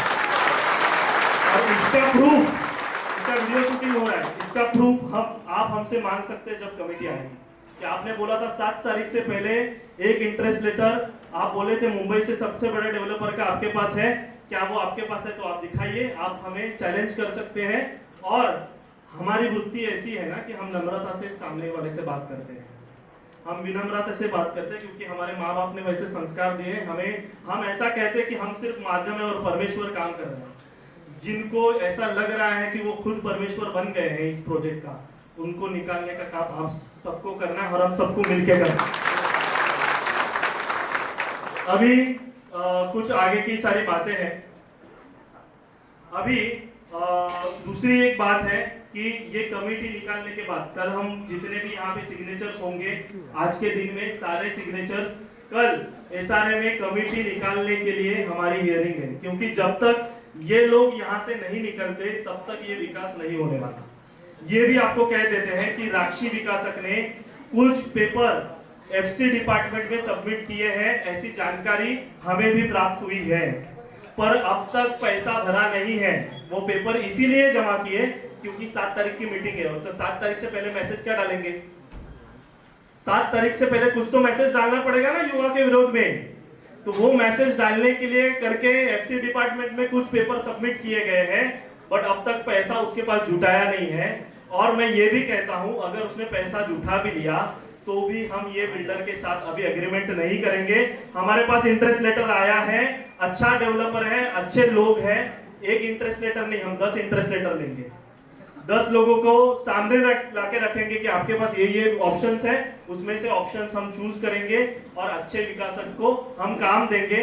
और मैं ये कहता हूँ, बड़ी बड़ी बातें नहीं करेंगे, ऐसा तो नहीं बोलेंगे जिसकी क्षमता हो ये वो हो, बट हम इतना तो कहेंगे कि जो भी बिल्डर आएगा उसके पास खुद का पैसा रहेगा, उसको मार्केट में फाइल लेके घूमना नहीं पड़ेगा कि अरे मुझे पैसा दे दो मेरे पास प्रोजेक्ट है, अरे मुझे पैसा दे दो मेरे पास प्रोजेक्ट है। तो ये बिल्कुल चिंता मत कीजिए। और डेवलपर ये भी कह रहे हैं, एक डेवलपर ने हमें चैलेंज किया, मीटिंग में बैठने के बाद एक डेवलपर ने हमें चैलेंज किया कि अरे आपके ऊपर तो एनसीएलटी का लोन है, ये प्रोजेक्ट कोई नहीं करेगा। मैंने बोला हम आपको यहाँ पे चैलेंज करते हैं, आपके जो भी लॉयर्स रहेंगे, हाई कोर्ट रहेंगे, सुप्रीम कोर्ट रहेंगे, जिनको आपको बोलना है उनको लाके बिठाए और पूछिए कि हमारे जगह पे लोन है क्या। तो उन्होंने बोला ठीक है चलो। हम सुबह मिले थे, उन्होंने बोला नहीं तो एक काम करो, शाम को 6 बजे मेरे डेवलपर वकील के पास आ जाओ। तो हाई कोर्ट के बहुत बड़े वकील थे, वो हमारे सामने बैठे, उन्होंने वो पेपर जो हमने दिए ना उनके हाथ में, उन्होंने 2 सेकंड सिर्फ ऐसे देखे पेपर और ऑर्डर पड़ी। वो बोलते ये जो बच्चे कह रहे हैं वो सही बात है, उनके ऊपर 1 रुपए का लोन नहीं है, कुछ चिंता करने की जरूरत नहीं है, आप इनके साथ आगे बढ़ सकते हैं, उनको जो भी है वो करना चाहते हैं वो कर सकते हैं। तो नई कमेटी आएगी और काम करेगी। अभी जब तक नई कमेटी नहीं आती है, जब तक हमारी नई कमेटी नहीं आती है तब तक हमें कुछ लोग, 40 लोग रहेंगे, 50 लोग रहेंगे, उसको कहते हैं एसोसिएशन ऑफ पीपल। मतलब जब ये कमेटी बर्खास्त हो जाएगी तो एसोसिएशन ऑफ पीपल, वो जो 50 लोग रहेंगे वो एसआरए के साथ पत्र व्यवहार कर सकते हैं, ऐसी उसमें अनुमति रहेगी। तो वो एसोसिएशन ऑफ पीपल का हम चुनाव करेंगे, जिनको आना है उस कमेटी, मतलब वो टेम्पररी कमेटी रहेगी। वो ऐसा नहीं रहेगा कि वो पूरा कमेटी ये करेगा, वो टेम्पररी कमेटी रहेगी। तो वो प्रतिनिधि रहेंगे हमारे एसआरए के साथ बात करने के लिए, वो हमारे प्रतिनिधि रहेंगे।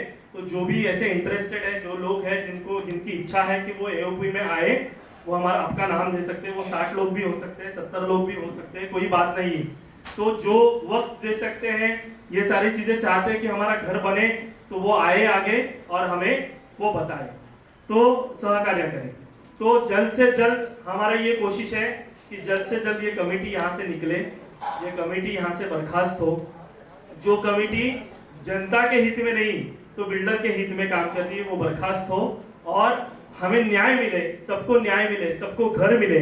और एक तो डेवलपर के साथ हम बैठे थे, उन्होंने बोला आप बिल्कुल चिंता मत कीजिए, हम कोशिश करेंगे 30 महीने में आपको आपके घर में लाके छोड़ेंगे, 30 महीने के समय में आपको आपके घर में लाके छोड़ेंगे। मैंने बोला आप जितना समय लोगे, जो भी लोगे, आप सबको सबके सामने आपको बताना पड़ेगा, सारी चीजें करनी पड़ेगी। बट ये कमेटी के साथ वो काम नहीं करना है हमें, ये कमेटी को अभी हटाना है, क्योंकि 4.5 साल उनको हमने दे दिए। उन्होंने जो भी काम किए थे, जो सारे काम किए, कुछ अच्छे काम भी किए, हम बुरा नहीं बोलेंगे, सारी चीजें बुरी नहीं बोलनी चाहिए, कुछ अच्छे काम भी उन्होंने किए, उसकी भी हम सराहना करते हैं कि जो भी जिस अग्रेशन से या फिर जिस इससे उन्होंने सारी चीजें काम की, या फिर 2019 में सनशाइन को हटाने का काम किया, अच्छा किया था काम। पर उसके बाद फिर से वो उसको लेके आए, तो अभी क्या हुआ क्या नहीं हुआ, क्या सारी बातें हुई, ये हमें पता नहीं है, तो उसके बारे में हम बात नहीं करेंगे। दूसरा हमें ये कहना है कि आप सभी लोगों ने हमें जो प्रोजेक्ट में खर्चा आता है, जो सारी चीजें खर्चे के रिलेटेड है, हम भाग दौड़ करते हैं, पेपर वर्क के लिए खर्चा लगता है, हमने कुछ लॉयर्स किए, उसके लिए जो खर्चा लगा, उसके लिए आपने आज तक, मतलब मुझे बहुत कहने के लिए अभिमान हो रहा है कि आप लोगों ने मिलके 200-300 रुपए जो भाड़ा भर रहे लोग, अपने जेब से भाड़ा रहे, और 200-300 रुपए आज दे रहे हैं अपने घर के लिए योगदान कर रहे हैं। और अप्रैल में, मुझे लगता है ये अप्रैल का स्टेटमेंट मुझे दिख रहा है, हाँ, अप्रैल में 75,000 रुपए थे हमारे पास बैलेंस। नेक्स्ट मई में हमारे पास था 84,000, और उसके बाद आज हमारे अकाउंट में लगभग, नेक्स्ट, आज हमारे अकाउंट में लगभग 1 लाख रुपया बैलेंस है, बराबर ना। और उसमें से शायद 20,000 रुपया ये हॉल का खर्चा और ये सारी चीजें हम करने वाले हैं। आज त्रिमूर्ति के इतिहास में, ये त्रिमूर्ति के इतिहास में ऐसे हो रहा है कि जनता के पैसे से ये मीटिंग लगी है। ना हमें बिल्डर का समोसा चाहिए, ना वड़ा पाव चाहिए, कुछ नहीं चाहिए हमें फ्री का कुछ नहीं चाहिए, आप आपके पास रख लो। आज ये जनता के, आज जितने भी जीबीआर लगे ना, जितने भी मीटिंग्स लगे, वो सारे मीटिंग्स बिल्डर ने स्पॉन्सर किए थे, बिल्डर ने खर्चा किया था सारी। आज ये पहली मीटिंग ऐसी है त्रिमूर्ति के इतिहास में जो लोगों के, सभासदों के पैसों से लगी, और उसके लिए खुद के लिए आप जोरदार तालियां बजाएं। तो उसके लिए धन्यवाद। और जो लोग आपको हमें सहकार्य करना चाहते हैं ये सारे काम में, ये भी हम बताते हैं, हम जो ट्रैवल करते हैं या फिर जो भी हम प्रवास करते हैं, उसका जो भी खर्चा है इसमें हम नहीं लगाएंगे। हम जो भी वहाँ पे कुछ खाएंगे, कुछ भी है जो हमारा पर्सनल है, वो हम इसमें नहीं करेंगे।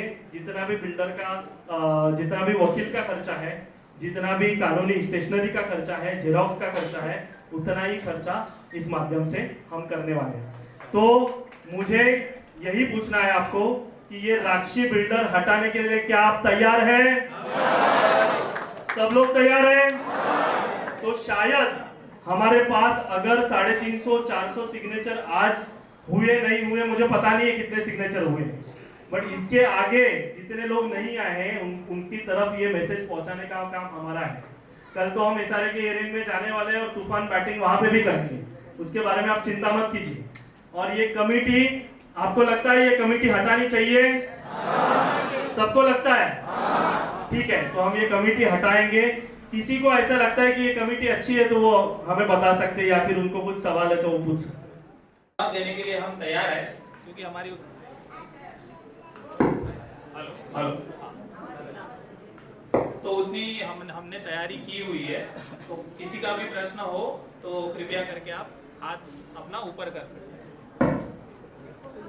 कोई सभासद है जिनको प्रश्न पूछने हैं, इतने सारे दिए हुए जानकारी के बाद भी?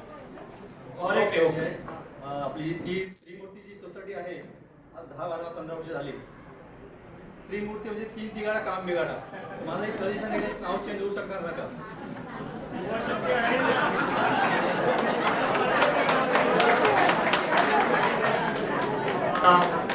माझं तुम्हाला या विषयावरचं एक म्हणणं आहे. कसं आहे की आतापर्यंत त्रिमूर्ती हे जसं आपल्याला असं वाटतं की तीन तिघडा काम बिघडा, पण श्री दत्तांचं स्थान आहे. त्रिमूर्ती हे जे नाव आहे श्री दत्तांचं स्थान आहे. आपल्याला आतापर्यंत माणसं चांगली नाही मिळाली काम करणारी, नाहीतर एवढा आपला प्रोजेक्ट झाला असता. त्यामुळे नावावर काही नाहीये. परमेश्वर आपल्या सोबत आहेत, श्री दत्त आपल्या सोबत आहेत. आपलं काम 100% होणार. हा नाही, थँक्यू सो मच. पण फक्त हे सगळं करणं थोडं कठीण आहे, त्याच्यात अजून जाणं, कारण आपली नावं त्या नावाने रजिस्टर आहे इसाऱ्यामध्ये, सगळ्या गोष्टी आहेत. त्यामुळे ते बदलणं थोडं आपल्याला डिफिकल्ट जाईल. तर त्रिमूर्ती श्री दत्ताचं स्थान आहे. आपण असं मानूया, खरंच आपल्याला परमेश्वर आपल्या सोबत असणार आहे आणि जर चांगली लोक तिथे असणार आहेत तर आपलं काम नक्की होणार आहे. नमस्कार. आपण हे नाव त्रिमूर्ती हे नाव ठेवलं त्याच वेळेला मी स्वतः नाव सुचवलं ते, आणि त्याच वेळेला हॅलो 3 सोसायट्या होत्या त्यावेळेला, भीमनगर, जनसेवा आणि राजसेवा. या बाकीच्या सोसायट्या नंतर आल्या. तर 3 सोसायट्या आहेत. त्रिमूर्ती म्हणून दत्ताचं आपल्याला आशीर्वाद राहील अशा हिशोबातून मी ते नाव सुचवलं. नाही तर स्वप्नपूर्ती वगैरे अशी नावं निघाली होती. पण त्या स्वप्नपूर्ती अशा अनेक ठिकाणी आहेत. ते नाव चेंज करण्यात काही अर्थ नाही. आणि फक्त तुम्ही म्हणताय तसं लोक नाही नीट लागली म्हणून हा प्रोजेक्ट रखडलेला आहे. आणि हा आता तुमच्या उद्देशातून नक्कीच होईल. धन्यवाद. धन्यवाद. मला वाटते ह्या भरपूर काळानंतर एक ट्रान्सपरन्सी आहे. कारण बऱ्याच वेळ म्हणत होतं फक्त बिल्डर आणि ह्याच्यामध्ये सर्वांमध्ये ट्रान्सपरन्सी असावी, पण अजूनपर्यंत ही कमिटी येऊन जवळजवळ 4 वर्ष झाली असणार. फक्त ट्रान्सपरन्सी हा शब्दच ऐकत होतो, परंतु ती ट्रान्सपरन्सी काही कधी दिसली नाही. कारण जे पहिल्या कमिटीने केलं की ज्या गोष्टी आहेत त्या आतल्या आत ठेवल्या, लोकांसमोर काही मांडल्या नाहीत. आणि ही कमिटी तेच करते अजूनपर्यंत. म्हणजे मीटिंग्स होत आहेत, त्याला कुठल्याही गोष्टीचा अंत कुठे दिसत नाहीत. परंतु आपल्यासारख्या युवाने ह्या ठिकाणी पुढे येऊन ज्या काही गोष्टी पुढे आणल्यात, काही ह्या आम्हाला सुद्धा माहित नव्हतं की कदाचित ह्या प्रोजेक्टमध्ये म्हटलं जात होतं की ह्या प्रोजेक्टवरती लोन आहे. मी सुद्धा आज प्रामाणिकपणे सांगतो की मी सुद्धा समजत होतो की ह्या प्रोजेक्टवरती लोन आहे. पण आपल्यासारख्या ज्या लिगल ज्यांना माहीत आहे त्याने त्याची एक विचारपूस केली आणि त्यांनी सांगितलं की लोकांसमोर की या प्रोजेक्टवरती लोन नाही. म्हणजे आपल्याला कुठेतरी डायव्हर्ट करत होते ही जी कमिटी आहे ती.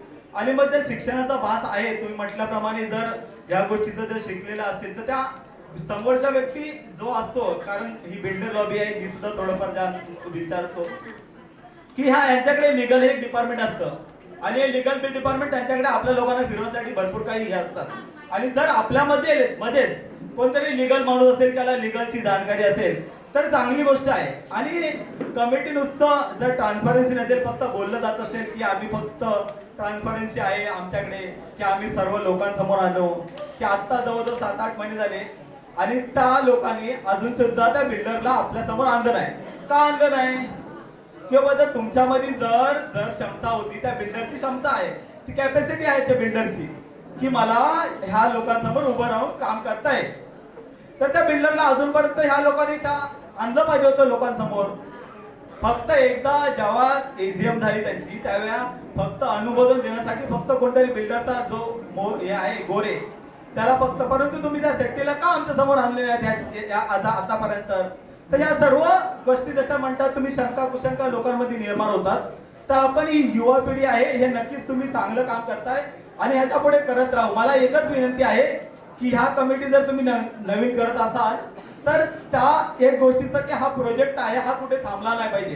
जो प्रोजेक्ट चालला आहे त्याच्यातून, कारण जर कमिटी थांबली तर त्याच्याकडे मला वाटते रजिस्टर येऊन बसेल, रजिस्टर येऊन बसल्यानंतर परत त्या आणखी रजिस्टर मध्ये सरकारी काम आहे, सरकारी काम, सामान्य काम ह्या होत राहतील. तर आपण त्या गोष्टीचा थोडा, आपण तज्ञ आहात, आपल्याला कायद्याचं ज्ञान आहे तर त्या तुम्ही करालच. पण हा प्रोजेक्ट जो आहे आणखी पुढे न जाता ज्या ठिकाणी आहे त्या ठिकाणी चालू झाला पाहिजे.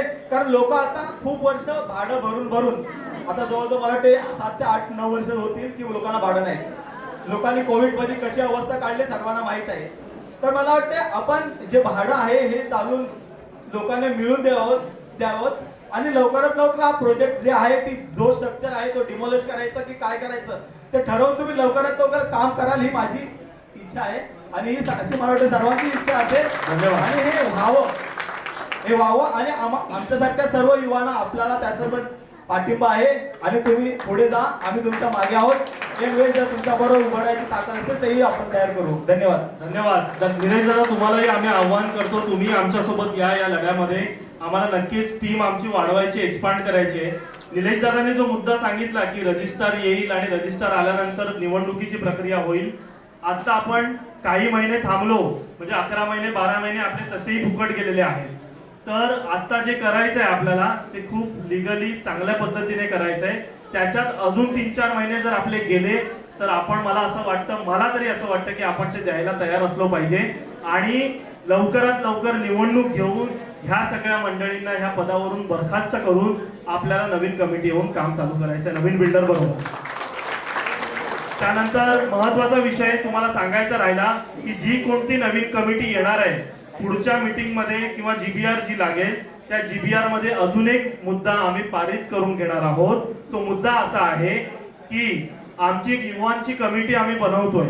एक युवांची आम्ही एक कमिटी बनवणार आहोत.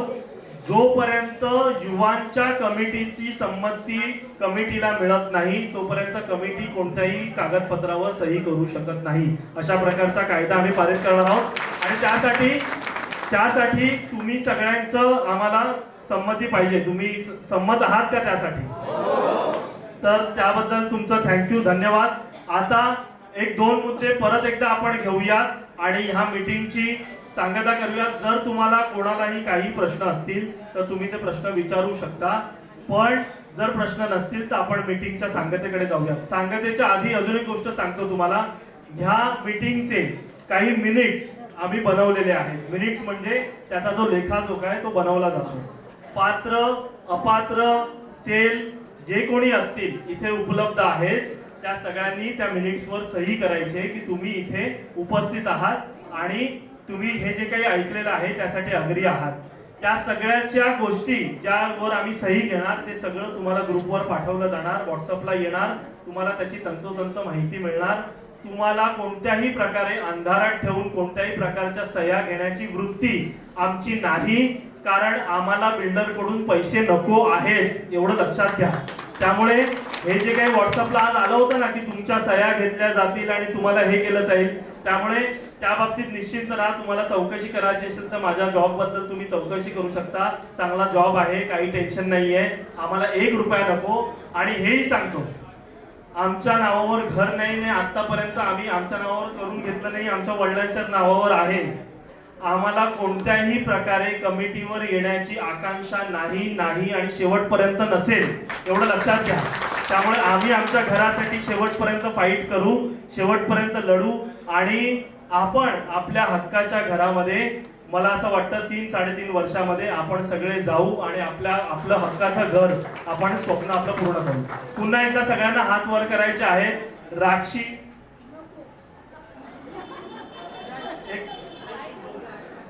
दुसरा एक विषय तुम्हाला त्याच्या आधी हात वर करायच्या आधी सांगायचा मी विसरून गेलो की आज इथे काही महत्वाची माणसं आपण महत्वाचा माणूस इथे आहे. धर्माजी कांबळी नाव आहे त्यांचं. ते कुठे असतील त्यांनी हात वर करायचा आहे. फक्त इथे कुठे बसले असतील. धर्माजी कांबळी उभे राहू शकता तुम्ही. हे कमिटीचे सदस्य आहेत आणि जेव्हा हे सगळं आम्ही त्यांना सांगितलं त्यांनी कमिटीच्या सदस्यत्वाचा पहिल्यांदा जो राजीनामा दिला तो या माणसाने दिलेला आहे. त्यांच्यासाठी जोरदार टाळ्या. आणि अशी माणसं आज जगामध्ये आहेत म्हणून हे जग तरलेलं आहे. त्यामुळे अशी चांगली माणसं आपल्याला पाहिजेत आणि त्यांनी त्यांचा राजीनामा आता ते तिकडे सबमिट करतील. SRA मध्ये पण उद्या आम्ही तो दाखवू.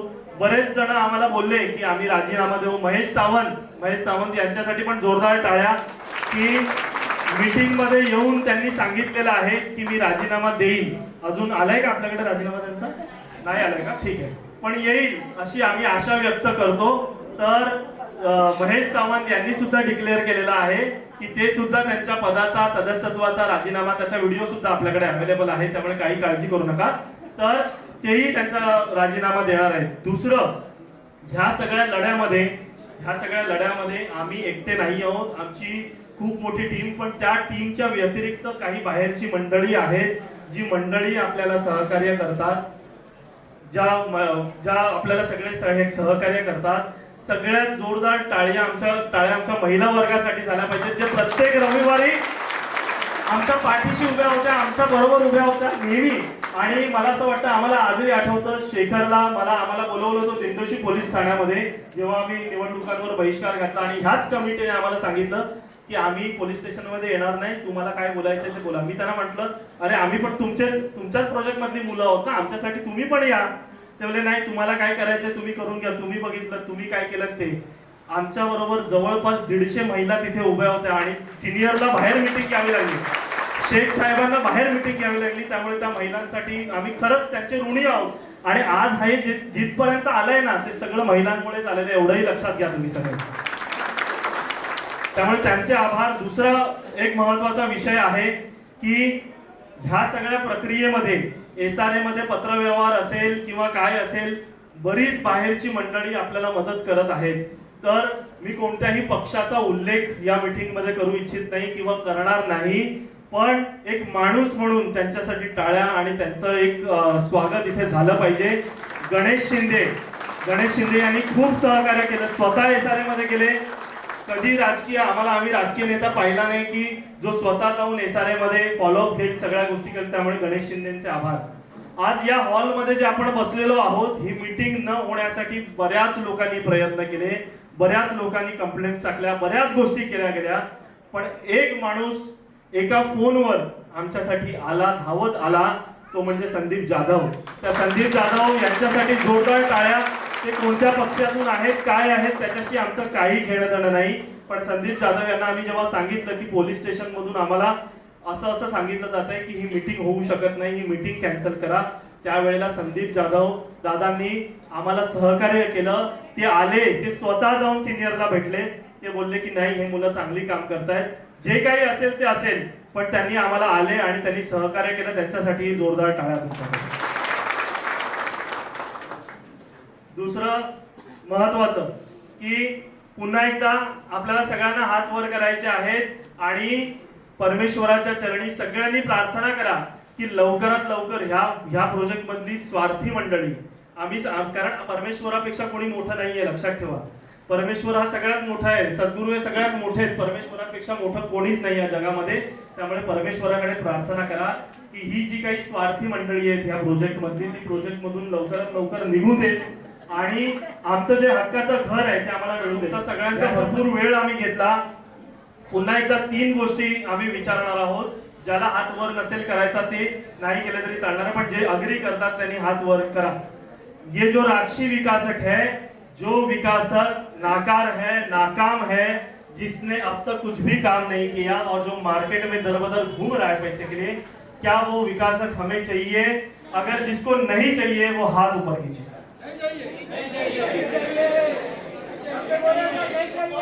ऊपर करके रखिए हाथ, ऊपर करके.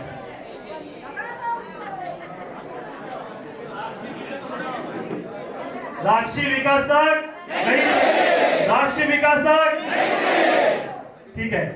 अभी जो हमारी कमेटी है जो राक्षसी विकासक के साथ या फिर कश्यप मेहता के साथ, सनशाइन के साथ जुड़ी हुई है और जिन्होंने भ्रष्टाचार के माध्यम से, हम कह सकते हैं, क्योंकि ये तो ट्रांसपेरेंसी उन्होंने दिखाई नहीं, ये पारदर्शिता उन्होंने दिखाई नहीं, तो जो ये इन्होंने काम किया है, जो काम बिल्कुल सही नहीं है, जो इंफॉर्मेशन हमें दी गई नहीं है, वो जो बिल्डर के साथ मिलकर काम कर रहे हैं, जो जनता के लिए काम नहीं कर रही है, वो कमेटी चाहिए. जिसको नहीं चाहिए वो हाथ ऊपर कीजिए.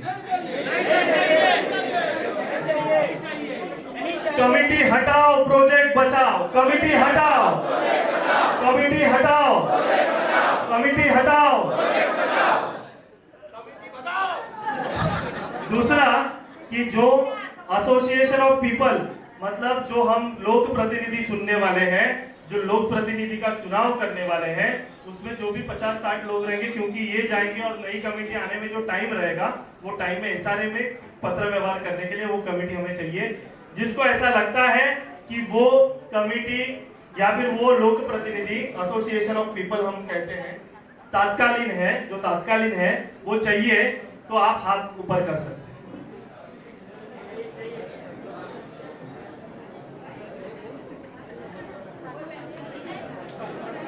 हाँ, आपको ये कहना है, आपको हमारा ये कहना है कि जो एसोसिएशन ऑफ पीपल, मतलब जब तक ये कमिटी जाने के बाद तो सांगते हैं।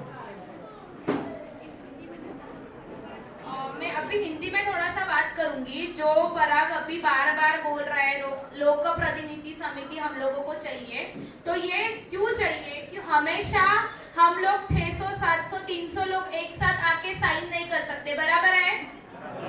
तो ये जो 30-40 लोग हैं जिनको खुद को टाइम है, थोड़ा टाइम दे सकते हैं, कभी कभी एसआरए में हमारे साथ आ सकते हैं। हमारे साथ क्यों आना है? क्योंकि हमारे नाम पे घर नहीं है, हम लोग एलिजिबल नहीं है कि हम लोग कोई पेपर पे साइन करें। तो कुछ लोग ऐसे चाहिए जो 20 रहेंगे, 50 रहेंगे, 60 रहेंगे, 70 रहेंगे।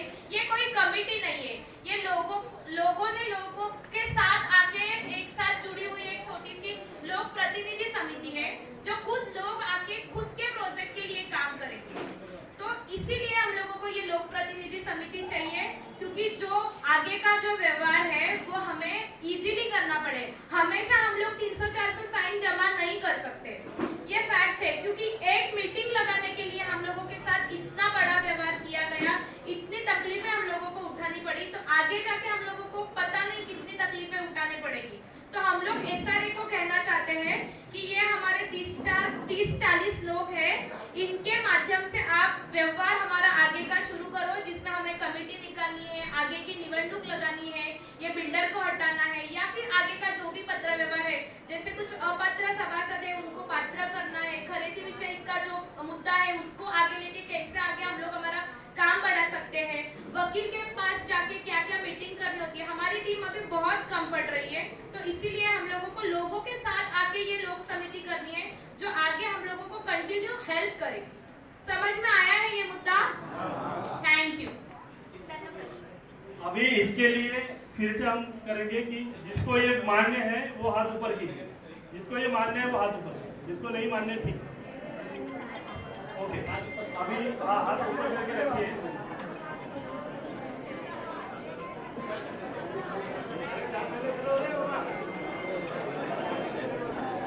दूसरा ये भी हम कहना चाहते हैं, जो भी नया विकासक आएगा, हाथ नीचे कीजिए, जो भी नया विकासक आएगा, जो भी पात्र सभासद है उनसे भी आह्वान है, और हम बिल्डर के साथ जब बात करें तो हम भी ये करेंगे, जो भी हमारे अपात्र बांधव है या जो भी सेल खरीदी बिक्री के जो बांधव है, जब तक उनको न्याय नहीं मिलता तब तक हम बिल्डर को एंट्री नहीं देंगे, उनसे लिखवा के लेंगे कि उनका वो काम करेंगे नहीं। तो वो उसके बारे में आप बिल्कुल चिंता मत कीजिए कि हमारे जितने भी अपात्र बांधव है, जितने भी सेल केस के, हमें बिल्डर ने बताया भी कि उनके जो भी कागजात है वो हमारे पास आप दे सकते हैं, वो रेडी करके रखिए।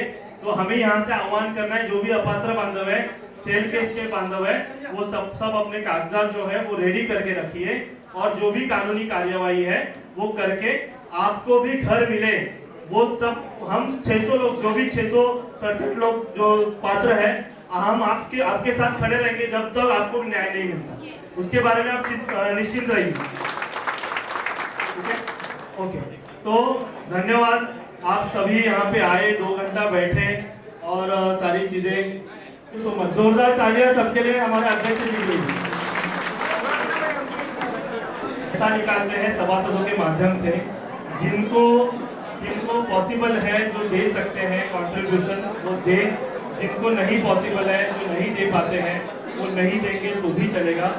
जो भी आप 200, 300, 500 जो भी आपके हिसाब से आप कर सकते हो इस लड़े के लिए, या फिर क्योंकि ये सारी जो चीजें हम यहाँ तक लेके आए वो आपके माध्यम से, आपके पैसे से ही लेके आए हैं, ठीक है? तो जो भी लोग इसमें योगदान करना चाहते हैं, आपका योगदान कीजिए। धन्यवाद।